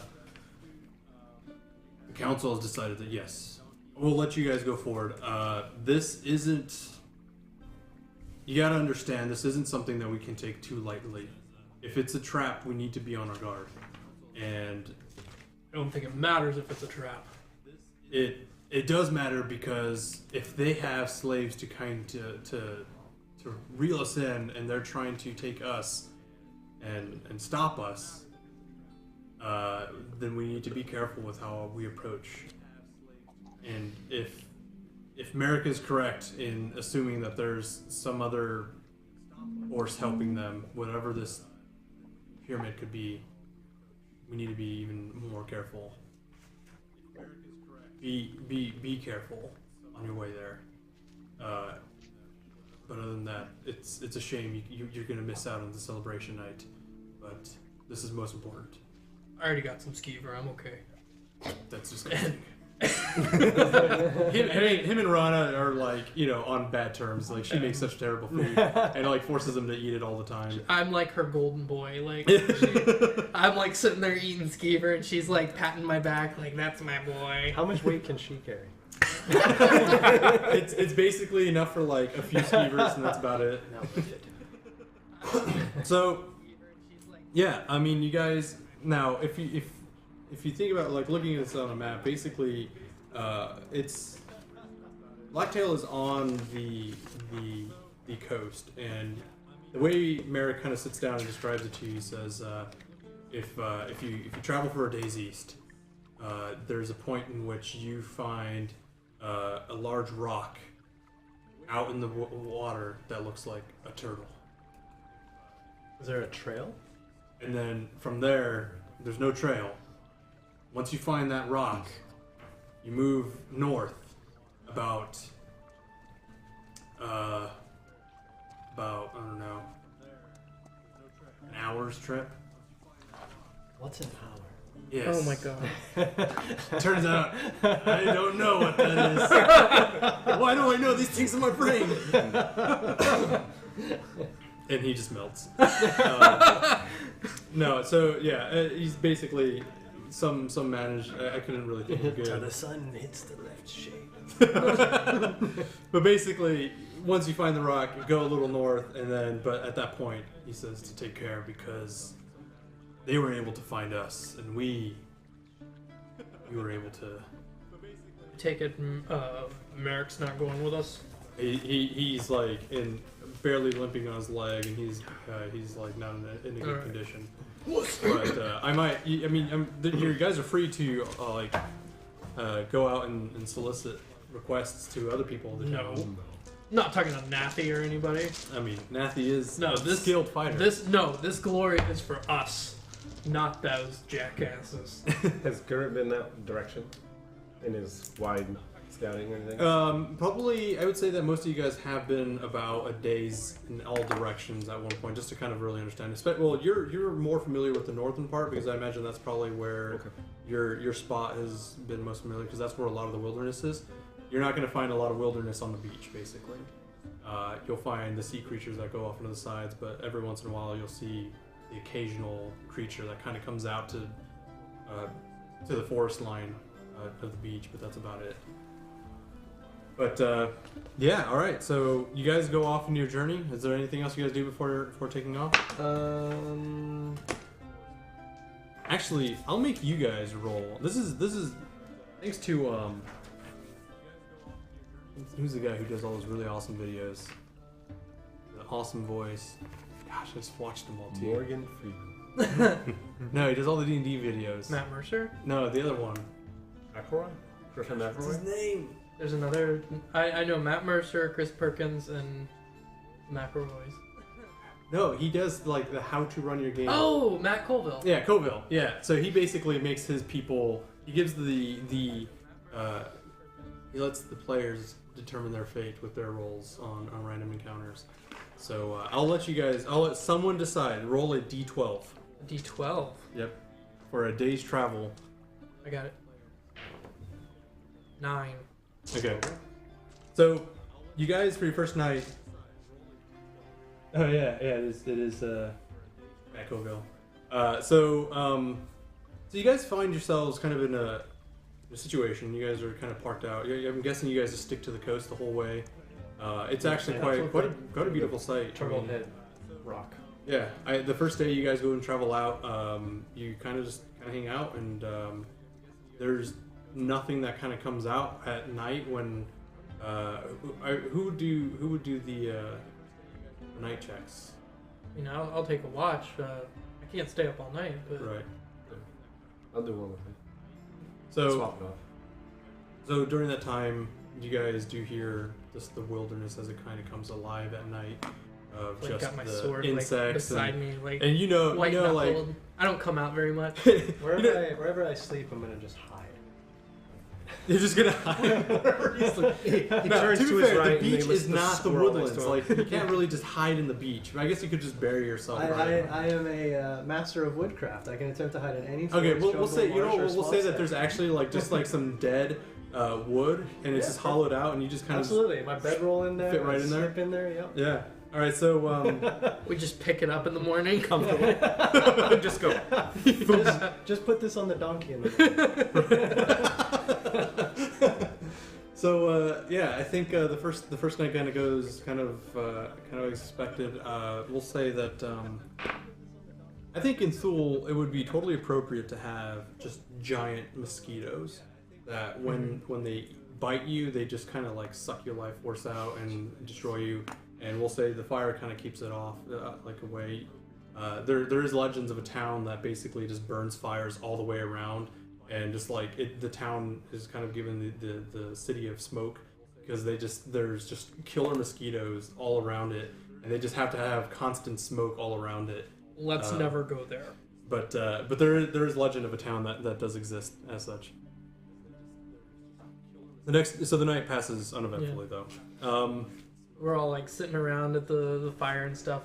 Tembo's like telling you stories about some of these like fights that he's had with people, probably with that stupid rival group. Like, you know, While I sleep, I just sort of mumble really bad wisdom quotes. Oh my god. Yeah. What is the story? Like, let's come up with who wants to be put on the spot to tell a story, whatever it is. Anybody? I can tell a story. Tell a story. Because I need to convince. We these need. guys. Yes, tell us, Back when I regale was us with your Seven stories Knives of the Club. Seven Knives. I look forward to hearing this. Don't you remember when we were kids? I was constantly stealing and robbing people, but very poorly and getting caught all the time and getting in trouble. Yeah, you were terrible. Well, I accidentally robbed the wrong person. And he happened to be one of the Seven Knives assassins. He took pity on me because he saw my potential. And how terrible you were. And he taught me all the ways of being a Seven Knives assassin. Ended up taking me to Codef, introducing me to the guild and training me. For how long, I don't know. And I arrived back, and I am one of the Seven Knives. I can call on them whenever I need them, and I always need to help them whenever they're in need. A fine tale. It was totally see. truthful. You will see one day. Can I roll a deception check? You'll all see. Let's see. I think we just started the new Big Bad Evil here. So, okay. Yeah, the next day kind of comes. The sun's starting to rise. I'm presuming you guys just kind of just continue on forward to the east. You start to eventually approach. Basically, trying to find Blacktail doesn't exist on this map on the book, which is lame. But you do start to reach a point where the island, or rather the land starts to shift to the north. Like you can no longer just continue east; it just starts to go north. So we don't see the rock. But I was gonna say at that point you do see that there's like this this giant rock, and sure enough, it's got like this mound and like another part at the top that kind of comes up, and you take that to be probably the turtle rock. That looks like a turtle, right? It's humongous. Yes. So you see a turtle, right? Very observant, Tembo. Can we see the glacier to the north? Like the, whatever it's called, Run Glacier. It's huge glacier. That's Not from this not from this place. okay. So it's still. It'd still be kind of Yeah, I think far that map up. is huge. Yeah, that's what I'm trying to understand scale. Yeah, I think Yeah, that's... you would at this point, like, because you're at sea level. Like, I would say. because you're saying we're coming around here. Yeah. So like right before, well, you're right You before. might be able to initial- see it off in the distance. Yeah, you might be able to see actually parts of it. Because the forest line does kind of obscure a lot of your That's fine. vision, and it goes higher and higher. But I would say you start to see the peaks of it. Yeah. And then across the bay, there's like way off. We know Way up in the distance, you know a Mistral exists. Mistral's over there. But yeah. So we have until what time is it of day? I would say it's early morning at this point. So we It probably should be till close about to noon. Turn to the north and go until noon. That's what Okay. they said. Yeah, so you start to go north a little bit. Kind of feed the donkey. Into the yeah, you gotta feed the donkeys. So now there's only what, like 2 days of feed left. 2 days of feed. Yeah. Okay, and so you start to go into the forest line, kind of how Marik described it, and in there you start to you got some dope music for this, even though we can't really hear it. The forest has music. The forest has music. Arn, you ready for this? The forest has music. I'm ready.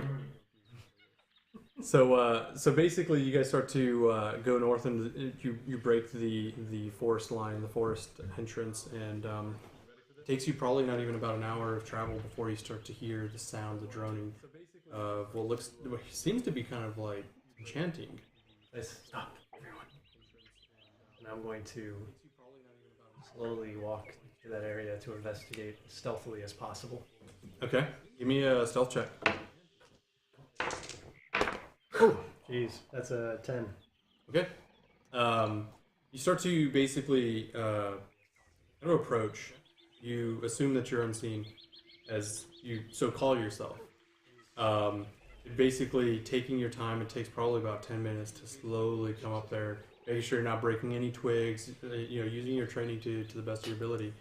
And as you approach, you see that there's actually just a large opening, where you see just like a peak of what seems to be a pyramid and like a tunnel that starts to go downward into the entrance. Out there, you see that there are these cages. No one's in them anymore, and you hear just kind of like some yelling coming from down in the. So nobody is in. Nobody that seems to be It's visible clear out there's there. people like down in this tunnel. Give me a perception check. It's an 11. All right. We are the worst rollers These are ever. crap rolls with that guy. Yeah. Yeah. Oh, the You're brand new right. dice. You got to break them in. I'm glad I have really high Yeah. modifiers. So you start to look around, and you do take note that there's just like this faint aura to this area. You see it just for the split second that there's like this like black haze, and then it kind of just goes away. You start to focus on it and see what it was, but you just can't seem to really make any sense of what you're finding, like what you're able to see. But you know that there's like, you get the sense that you're being watched at this point. So we're like in jungle, right? You're in jungle, yeah. And I should pyramid describe just this. like this- opening up. I imagine so. Like, if you drive anywhere around here where there's just like thick growth, like that's the kind of jungle that you're in. Like just trees and palm trees and piles is of the pyramid broken- area with the cage and everything? Does it just like It seems to totally open up. excavate and Yes, everything? it totally seems to be open. And actually, but it seems like it's almost never really grown any Okay. trees in this area. It's just like some grass, and it just looked kinda like like the grass steps. kind of had grown over the peak, and it looked like that there has just been some dirt that cleared away just the peak, and then like a tunnel that kind of goes downwards into the opening. Okay, I'm going to haul ass back to the party because I feel like I'm being watched. Okay, yeah, not stealthy anymore. Well, you hold on, I'm a little so- scared about the idea that I'm being watched. I don't think I'm stealthy anymore. So. Okay, yeah. So you take off back to the party. And I convey the information. I said that there's a pyramid and nobody's out front. There's this crazy black haze. People were totally watching me. We need to make haste and charge, or we need to figure out a plan to stealthily get in there. But I'm pretty sure that we're not going to be able to. I'm okay with going in there. We might have to go guns a blazing. What's a gun? I don't know. No bad boys. No I don't know what an hour is. I don't know what a gun is. I'm just very confused right now. Well, here's guns and here's blazing. No teague. No team, nobody. I saw no one, but I know someone was watching me. I will also make note. The chanting you hear, though you didn't see people. Yeah. I heard chanting, but no one is out front of the pyramid like Marik had reported. It seems that they've made their way into the pyramid at this point, which seems like what they were trying to do to begin with. Charge. Leave that here. Yeah, we're gonna like Ed sticks around. a little ways back, not like at the tree line. Like Do you leave him out in the Well, we're gonna the kinda- beach, or you put him like in the forest somewhere? no, in the forest because we went about an hour into the Yeah, jungle so you're about an hour area. in. Yeah, we're we'll like up or something, just camouflage him. just put some palm fronds on him. Here's what I imagine: like you just got like a goat who has been tied to a tree on display Yeah, for right. a certain dinosaur Absolutely. to consume. Absolutely. What do we do with that? I think we tie him. Yeah, we time, and I'll try. Yeah, we're not going to be I'll that call long him in there. So as best We're gonna I have to can, be in so. it. So you basically like put some brush all around him. look, Yeah, and I how try- long is it I going to try to take keep for us him to calm. kill these people? It's not going to take Ed. that long. We tie up Ed, we come back, we're done. Killing for me is an art. Yeah, you actually you realize that. I don't even know what to say to that. Yeah, as you cover up Ed, you give me a. We'll do like a nature check on whoever's doing that. I'll do it. Here's an answer. 8. Yeah. All right. Oh my so, god, are we rolling d10s? What's going on here? Yeah, you guys. I mean, it's. We're saving it for combat. That's what Yeah, Yes, let's- yes. we're gonna go in there and slay some shit. Yeah. So We're so all just going to get 20s as soon as we actually have to fight something. you basically get all of these brown dried palm leaves, and you just build like this cylindrical wall around Ed, and tie him to like basically another palm tree, and he just hangs out there in this little circle, and you know it looks cool, it looks good, but it's a clear, obvious like there is a circle of wall around something here, but you know we'll see what happens. Better luck next time, I suppose. So basically we have so you guys just go in there, no worrying about stealth at this point. How far away was it? 10 minutes. Yeah, about 10 minutes. 9 minutes. We go 1 minute in. We stealth. And we can go to the tree line, and then I can just make my way a little bit closer. Okay. Yeah. All right. Sweet. Let's do this. All right. What do you got? So you get about a minute in, is what you're saying, or till you're about a minute away, and you kind of get close enough.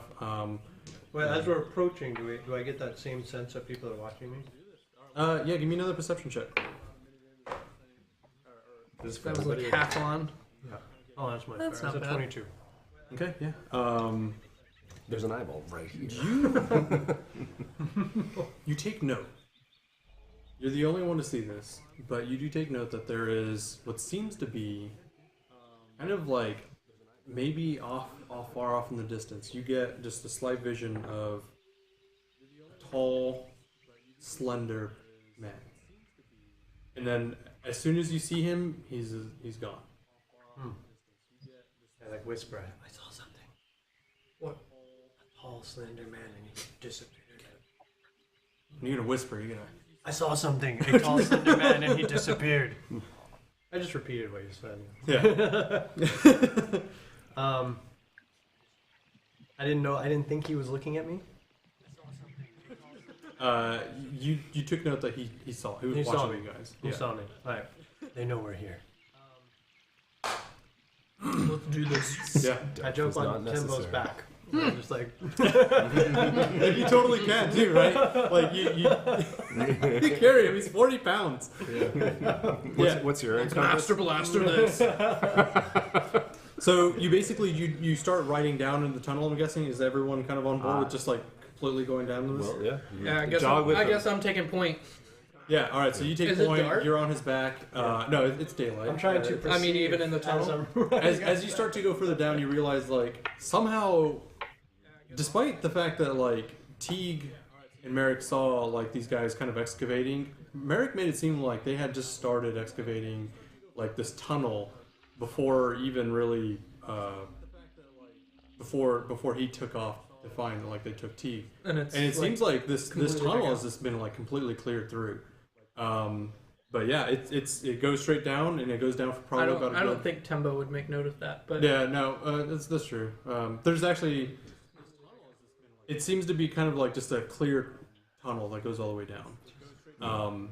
And as you guys start does to it go, look like very like clean cut lines? Yeah. I mean, like yeah, like it looks just like circular. as it I'm goes forgetting the word that I want, but yeah, that okay. down. Yeah, it seems like so, very, so I'm very. assuming very it's extremely mechanically- dark, right? And yeah, as you start to get down Yeah. there, So it as starts I'm to get riding dark. his back, kind of whip out a torch and. All right, there we go. All right, you light it up. You can see his path. You basically guys are following behind and are starting to continue to run with him. And Tembo's What's our got, tail? despite the fact that you've got like 30-foot movement speed, whatever, but like you're still long legs and just still hauling butt real quick. I kind of pretend like I'm. In the back, Like an animal. you see the light kind of moving around a little bit. What are you doing back there? Just keep running. And so yeah, you guys finally make it down to the bottom, and you take note. Despite the light, it seems to just be completely dark, and you hear. Wait, so we can't see anything? It's even not with the enough that light? it's just it doesn't seem to be as nearly as bright as it was, above, and so but it does seem a Something weird little is bit going on darker. here. And you do take note that there's basically the chanting that gets louder. You hear what sounds like kind of like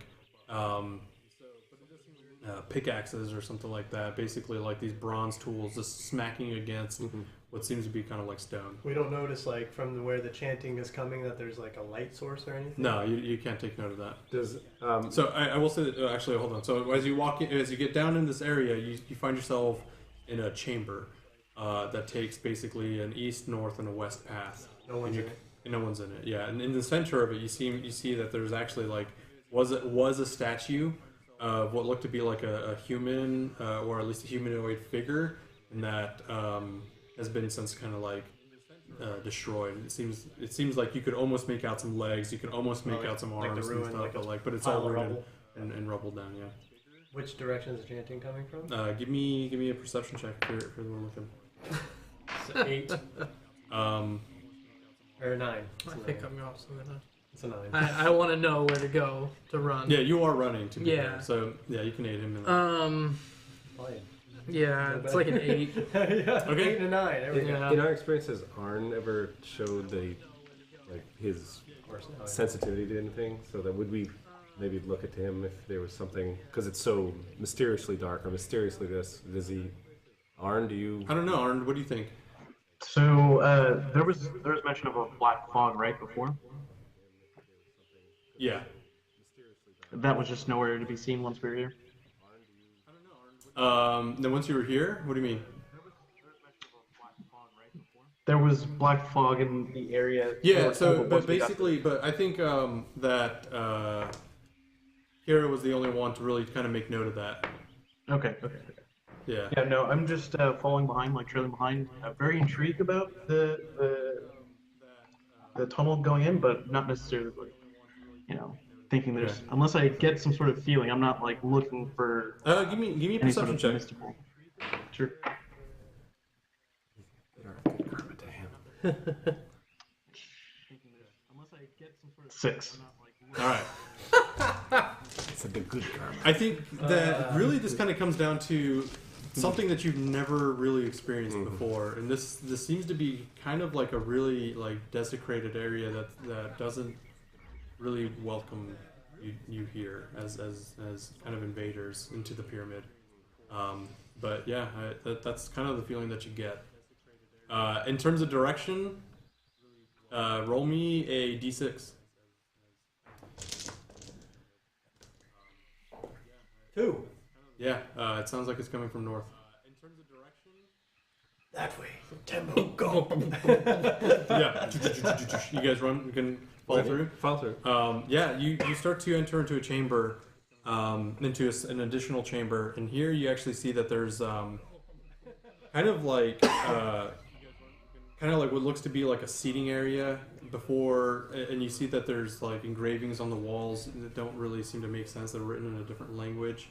And I don't think any of you. We can't know. read anyways. Well, one person can, but either way, it does look like pictures and hieroglyphs and stuff, but they're trying to convey a message that don't seem to really kind of make sense immediately. Have we seen any light source at this point? No Just light our source torch at this is point. the only No. thing. Yeah, that- your torch is the only thing kind of lighting this area up. But as you guys head north, you do kind of make sense that there's seems to be kind of people talking in an additional room. So this room is a small chamber, and it looks like as you're kind of looking around that there's another room that continues north. There's just sort of, there's no other doors. Did the chanting get louder or did it get quieter as we? It gets quieter, but you hear people talking in this direction. Okay, so We slow stealth. Yeah, well, yeah, I think I hear some if people. I have to be stealthy, I need a torch. It's not going to be very stealthy. So it's we see a passageway continuing Yeah, north, right? passage. It probably looks like it just goes down a hallway that your light Well- can't make out. Why don't you go down the pathway, and somebody behind you can hold the torch? Let's go. So the light's not just like right with you. Let's go. Yeah, so you just continue on. Like, are you trudging through? Or are you trying to be a little bit No, more I'm- stealthy about this point? We'll do that plan. I will. I mean, Is the have talking somebody distinct go at all? behind me. Say what?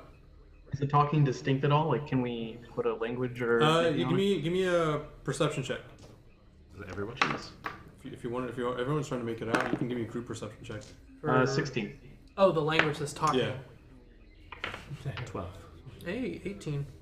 Shit. 1. 11. Okay. Okay. I'll say that it sounds to be. I think really you're the only one that makes sense of it. It sounds to almost be Elven.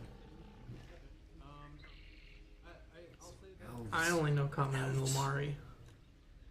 You know calamari? That's tasty. I've heard weird things about elves. Let's go talk to them. I'm trying to make out the words that they're saying. Like. what Okay, they're yeah. talking Give about. me one more. Give me an investigation Do you check. speak Elven?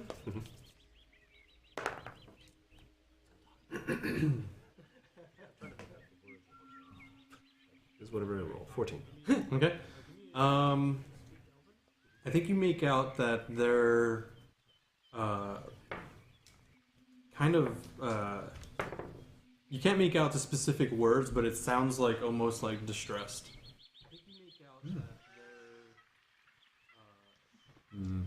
I relay that to them. What are they saying? Perhaps Do you think they're slaves? I think they're captives. Let's go get them. Let's rescue them. Yeah. They can help us get Teague. Well, wait. Maybe we don't get them just yet.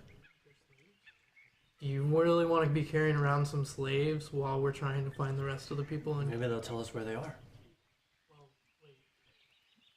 seems risky. I'm sure I have a quote for that somewhere. I was waiting for it. The greater the risk, the greater the reward. Yes. Thank you. Well said, Tembo. We could do the Maybe plan. I can be part of the Seven Knives Guild. Yeah. Okay. So you guys, I guess, put turn it around again. back. You guys go back to the first chamber, and which way do you go? You have east or a west path. Wait, we don't want to get the elves? I thought that you guys didn't. I said I didn't want to, but if you guys overrule me, Well, someone make a decision. We'll go back to the main chamber. Okay. And see if the chanting gets louder. Yeah, it does, and the talking goes quieter.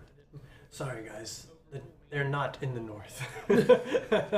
I meant the.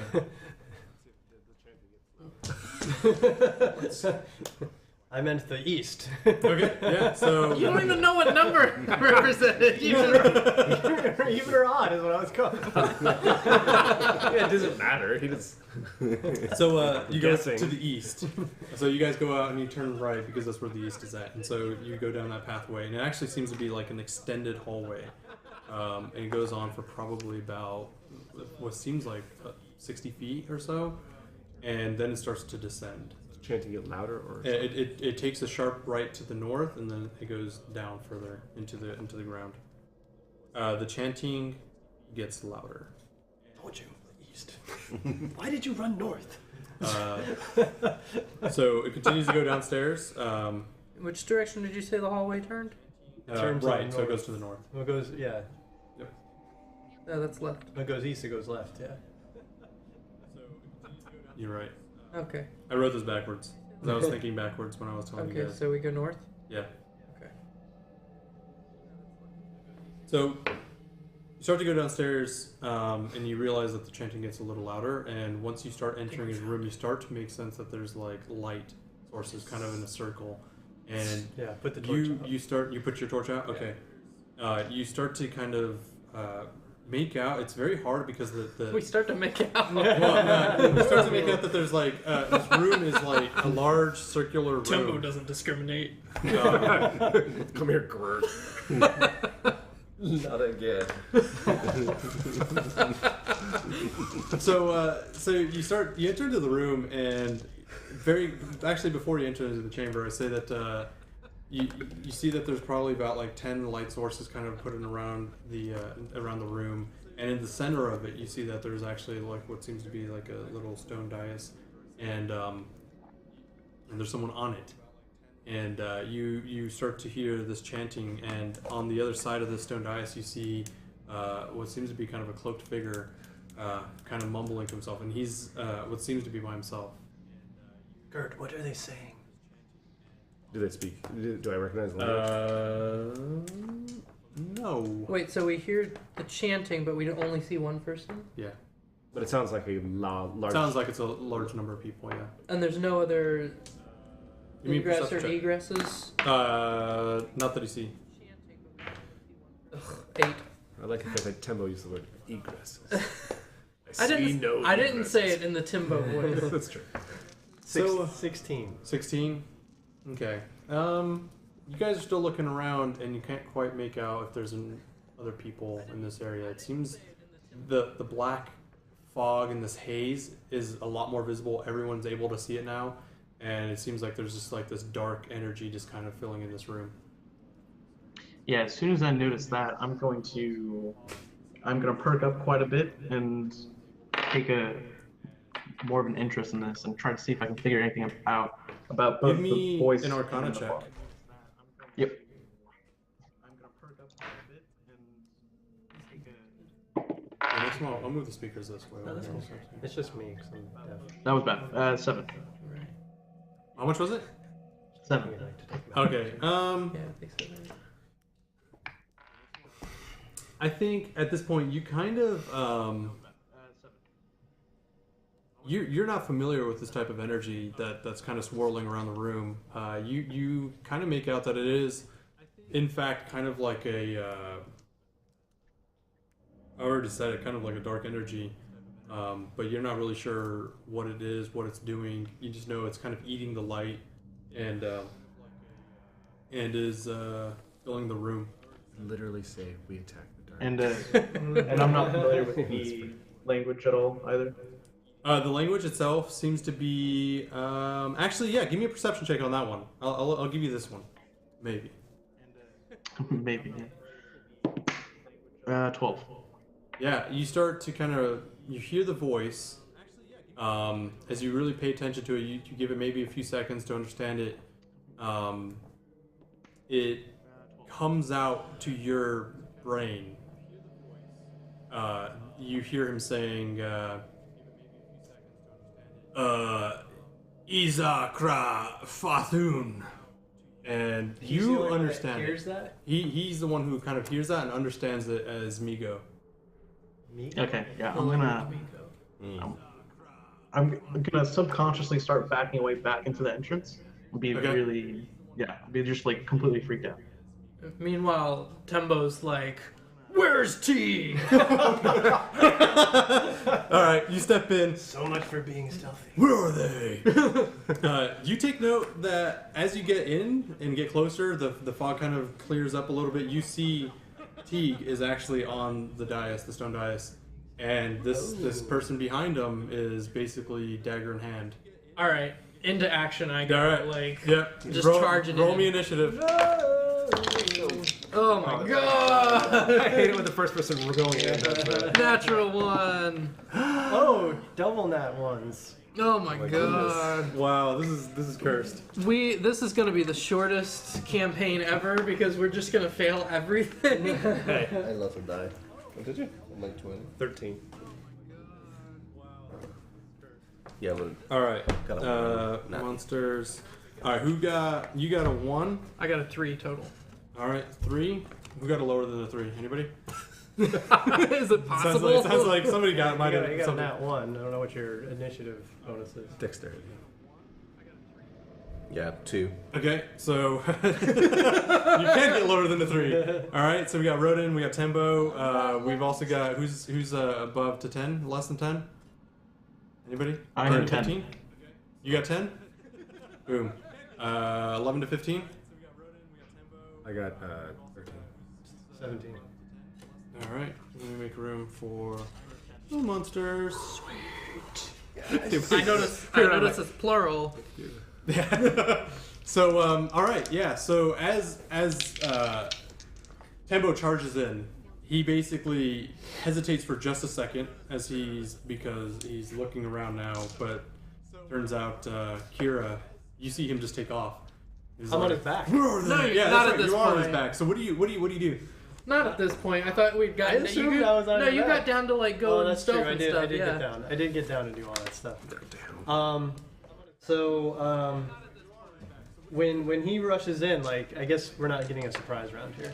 No. He basically ruined it by kind of just running in Alright, there, which so, is totally acceptable. I'm going to try to use my short bow to like hit the hand of the guy that's like, try to dislodge the dagger. Yeah. Disarm. Disarm, yeah. And I guess with assassinate, I don't need to. I can use the short bow and assassinate. I'm assuming. Yeah. So that's going to be an advantage attack there. And there was one other thing. Oh yeah. That's okay. So that'll be a 17 to hit. 17 to hit. Then you're aiming for the dagger to remove I'm going for the dagger hand. from him. The hand. Okay, yeah, that definitely hits. And actually, just roll me a d20. Okay. I guess I gotta pull out their stat blocks. 12. I think that you hit his hand, but he doesn't drop the dagger yet. It just. It sticks to his hand. He's like, "Whoa!" And as he does it, he comes out like he was cloaked before, and now you see his face. He's just basically got like this evil goatee, very much like mine, and it is a human. DM insertion. Yeah, and he's got like he immediately kind of like lifts up his other hand, and a green light kind of forms around it. Sorcerer.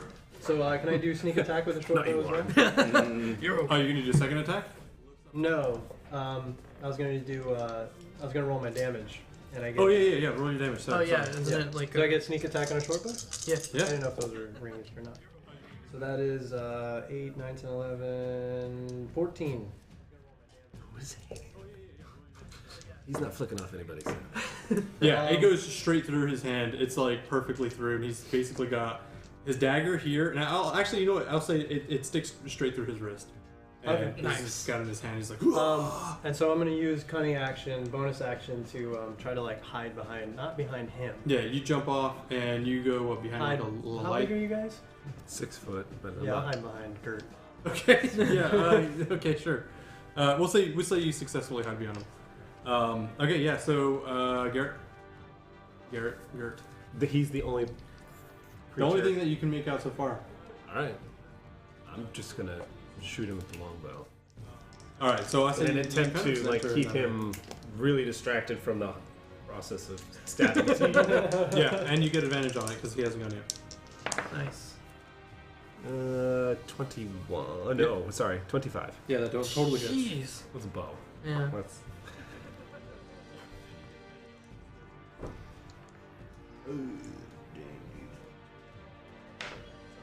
You were like really winding up on the die. I was giving him a chance to say He was like, something. "Tush, tush, what the hell?" 7. Seven? 7. All right, yeah.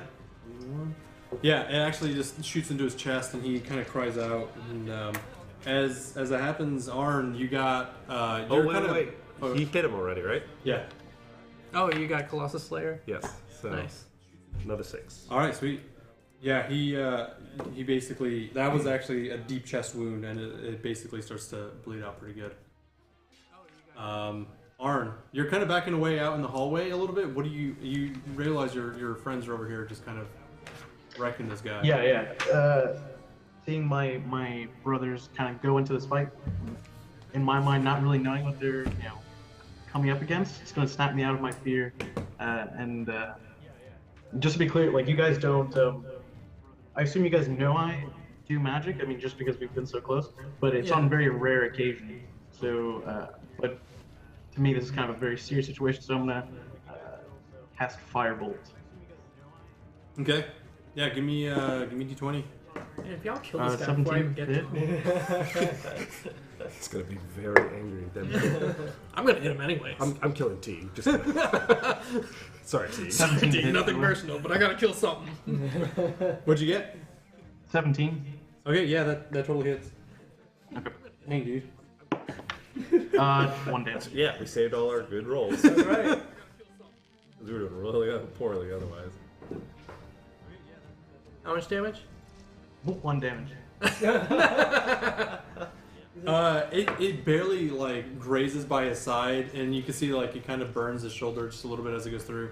I'm still So super as he kind of turns now, he starts to summon this green energy, and with his left hand, he basically strikes down onto Teague. No!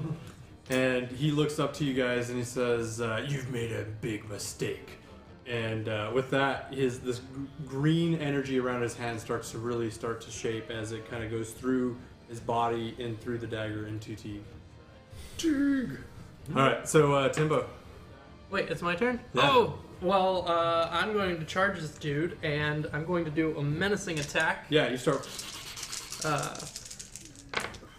Well, if I hit, which might not happen. That's a 12 to hit. Yeah, no, it doesn't. Damn it. Okay, then I don't do a menacing attack.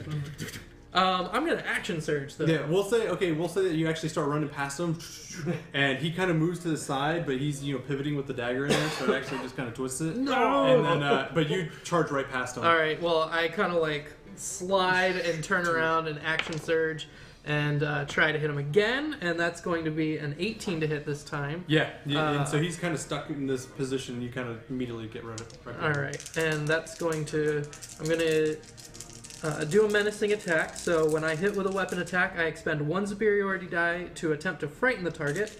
Add the superiority die to the damage roll, and they make a Wisdom saving throw.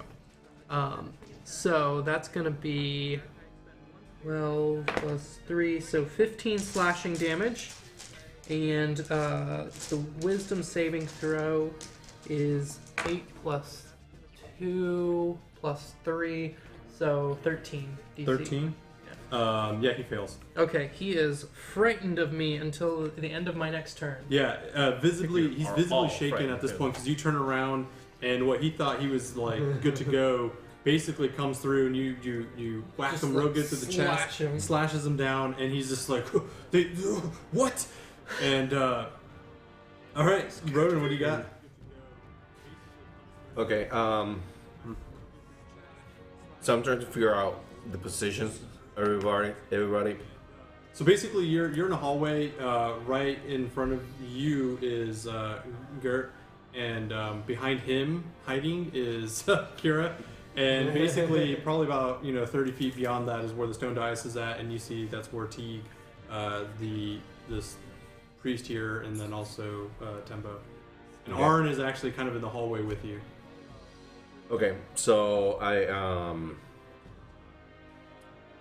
conjure flaming sphere, Yeah. but I try to put it that is close to the enemy, but not. Yeah, sure. So it's basically Like just on the like other right in side. front of him, like onto the side. Yeah. So it's not hitting Teague, it's Yeah. not hitting Tembo either. But this giant fire sphere just. So I go, Esfera de Fuego. Yeah, this ball Fire appears. appears right next to him, and the guy, his back is kind of turned to it, and so does he take damage immediately right now? At the end of the turn, if he's there, it's gonna take Yeah, okay, 2d6. All right, sweet. Kira, Oh, Kira's back? yeah, back Oh, up wow. top. Sweet. To the, Um, no? Oh yeah, he gets, Oh yeah. Oh, sorry, I didn't know if you got it this time around. Yeah. yeah. I think at the end of his turn. How far away is Kira from this enemy? You're probably about And I can keep 30 moving feet. it. Oh, all right. Another short bow attack. I get out from hiding behind Gert. I kind of He fails. take a few steps forward, aim the short bow. I'm going to use Thieves' Feint to give myself advantage. Okay. And yeah, if you have advantage, also you get sneak attack. Yes, that's why I'm taking Thieves' Feint. Oh, that should hit. That's a 22. Yeah, absolutely hits. So I'll do Archery sneak attack Yeah. again. Where's my other I die? think was almost gonna all make of a you trip guys attack, have, but then like, I bonus. realized that you would all be at disadvantage if I did that, so I was like, That's going to be 11, 12, 14, 17 damage. Piercing. I'll use cunning action to hide behind Gert again. Yeah, wow. So this guy's got basically this giant chest wound. He's got like these, arrows all over pocket him. halfway. He's actually really, really hurting. And I say, justice is truth in action. I feel like I have to take disadvantage. yeah, I was gonna say you're now confused. Okay. Yeah. All right. So, Gerrett, what do you got? What's Teague look like right now? Is he writhing? Or- Teague actually didn't react to the dagger inside him. I just scream to Tembo. It's like, get Teague. And I fire one more. Okay. Is the dagger still in Teague? Yeah. His hand is Alright. kind of stuck in there, and that green energy kind of fed into it. All right. Just a single shot. Justice 20 action murder. Yeah, that totally hits. Sorry, it's because Nick was repeating this. It's so good. 15. All right, yeah, wow. All right, so he's kind of just barely hanging on. He seemingly can't let go of this dagger.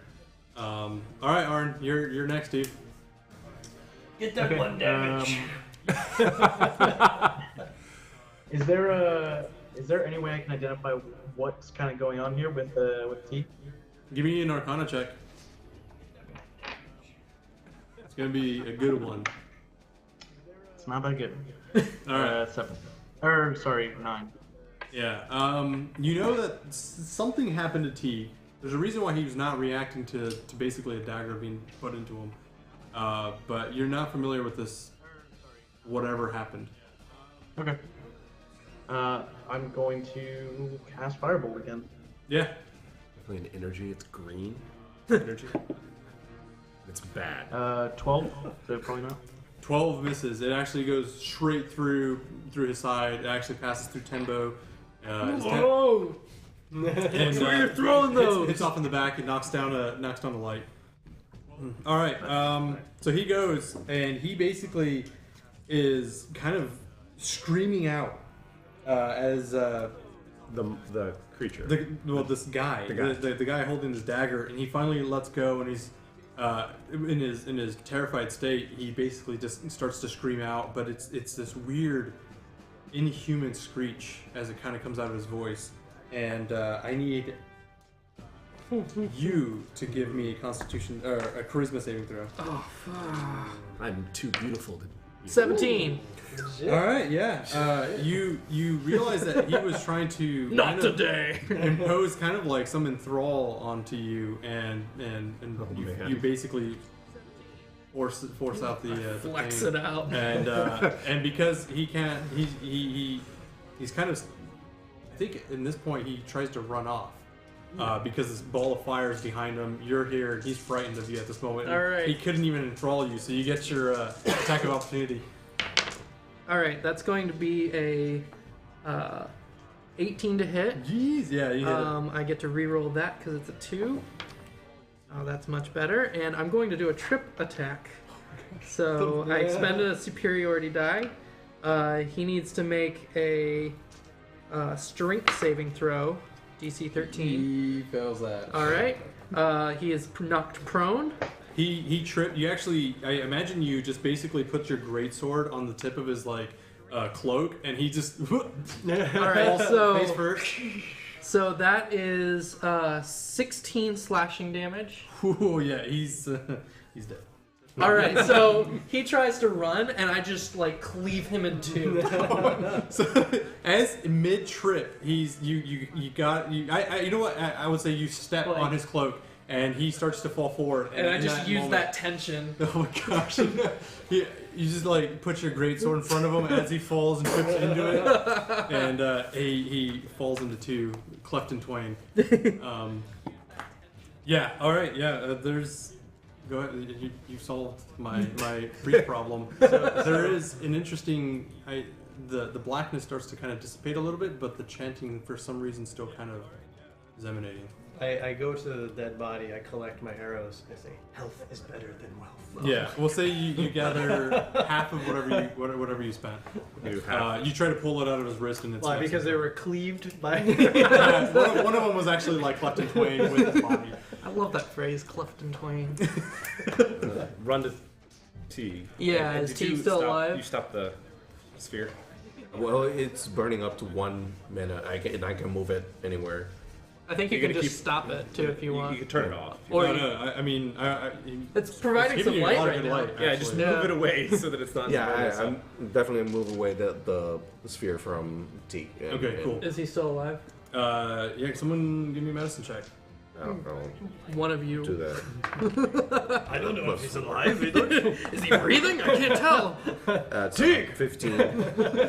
You know, he's got a faint, like pulse, faint sign of life. The dagger is still in him. Can we move it? and- Yeah, I mean, you can. Move No, I it. mean like, will it kill him? I don't know. Will it kill him? Was medicine one of your? I have medicine. I believe it was. Yeah, that's what I thought so. So what? That I have medicine as one of my. Yeah.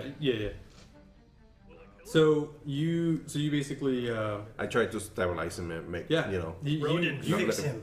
you stabilize him. You pull it out carefully, and you kind of like you put a kind of staunch the wound a little bit, and there's just barely a faint breath to him, and he immediately kind of falls into a sleep, and you could see that he's struggling at the moment. Is the chanting still continuing? The chanting seems to be kind of emanating throughout the room, but you look around, you don't see anybody else, but the sound still seems to be kind of going on. I'm Neil. there. Now that I identified it as Miko, can I get a sense for what they're chanting? Based on just the language that I told you already, you get the idea that there's actually kind of a summoning of a creature, and that's what you can make out. Okay, interesting. Yeah. All right. We have Teague. Yes. I think we should probably get out of here. Who will carry him? I mean, can I apply a poultice Because while they were I trying to need a ride investigate? back. Yeah. So, yeah. I want to expand one of the ones that I have. Okay. Yeah. Go for it. So, 6. Yeah. All right. 6 hit points back. for So him. so you spend basically kind of a minute of massaging him, giving him the old rub, and he definitely seems to kind of benefit from that significantly, and he's mumbling things, and you know he's definitely kind of in a dream state, and he keeps mumbling things, and it's Can we understand him? definitely in a different language. And you do make out that it is Migo that he is, and he's basically just continuing, just repeating like Irax, Irax, Irax, Irax, Earwax? Earwax. Yeah, I know it sounded like that. Clean his ears out. So, do you guys explore anything else, or you just hightail it I out? don't know. I know it's about closing Yeah. time. It's closing time, and I think Oh, I shit. think we have accomplished the mission. Yeah, let's get Teague out. Yeah. Okay. Yeah, so you guys just take him out and you start to head out of the tunnel. As you do so, you start to basically make your way out. You get back to some fresh air. As you started to head out of the tunnel, though, you still hear that chanting as it still continues and emanating through. Do we get the feeling that we're being watched still? Yeah, I was gonna say, as soon as you get out, you start looking around, and off in the distance, off to the east a little bit, you just get a glimpse. No one else does. You do because you've seen them. Of a tall, slender man, kind of cloaked in a robe.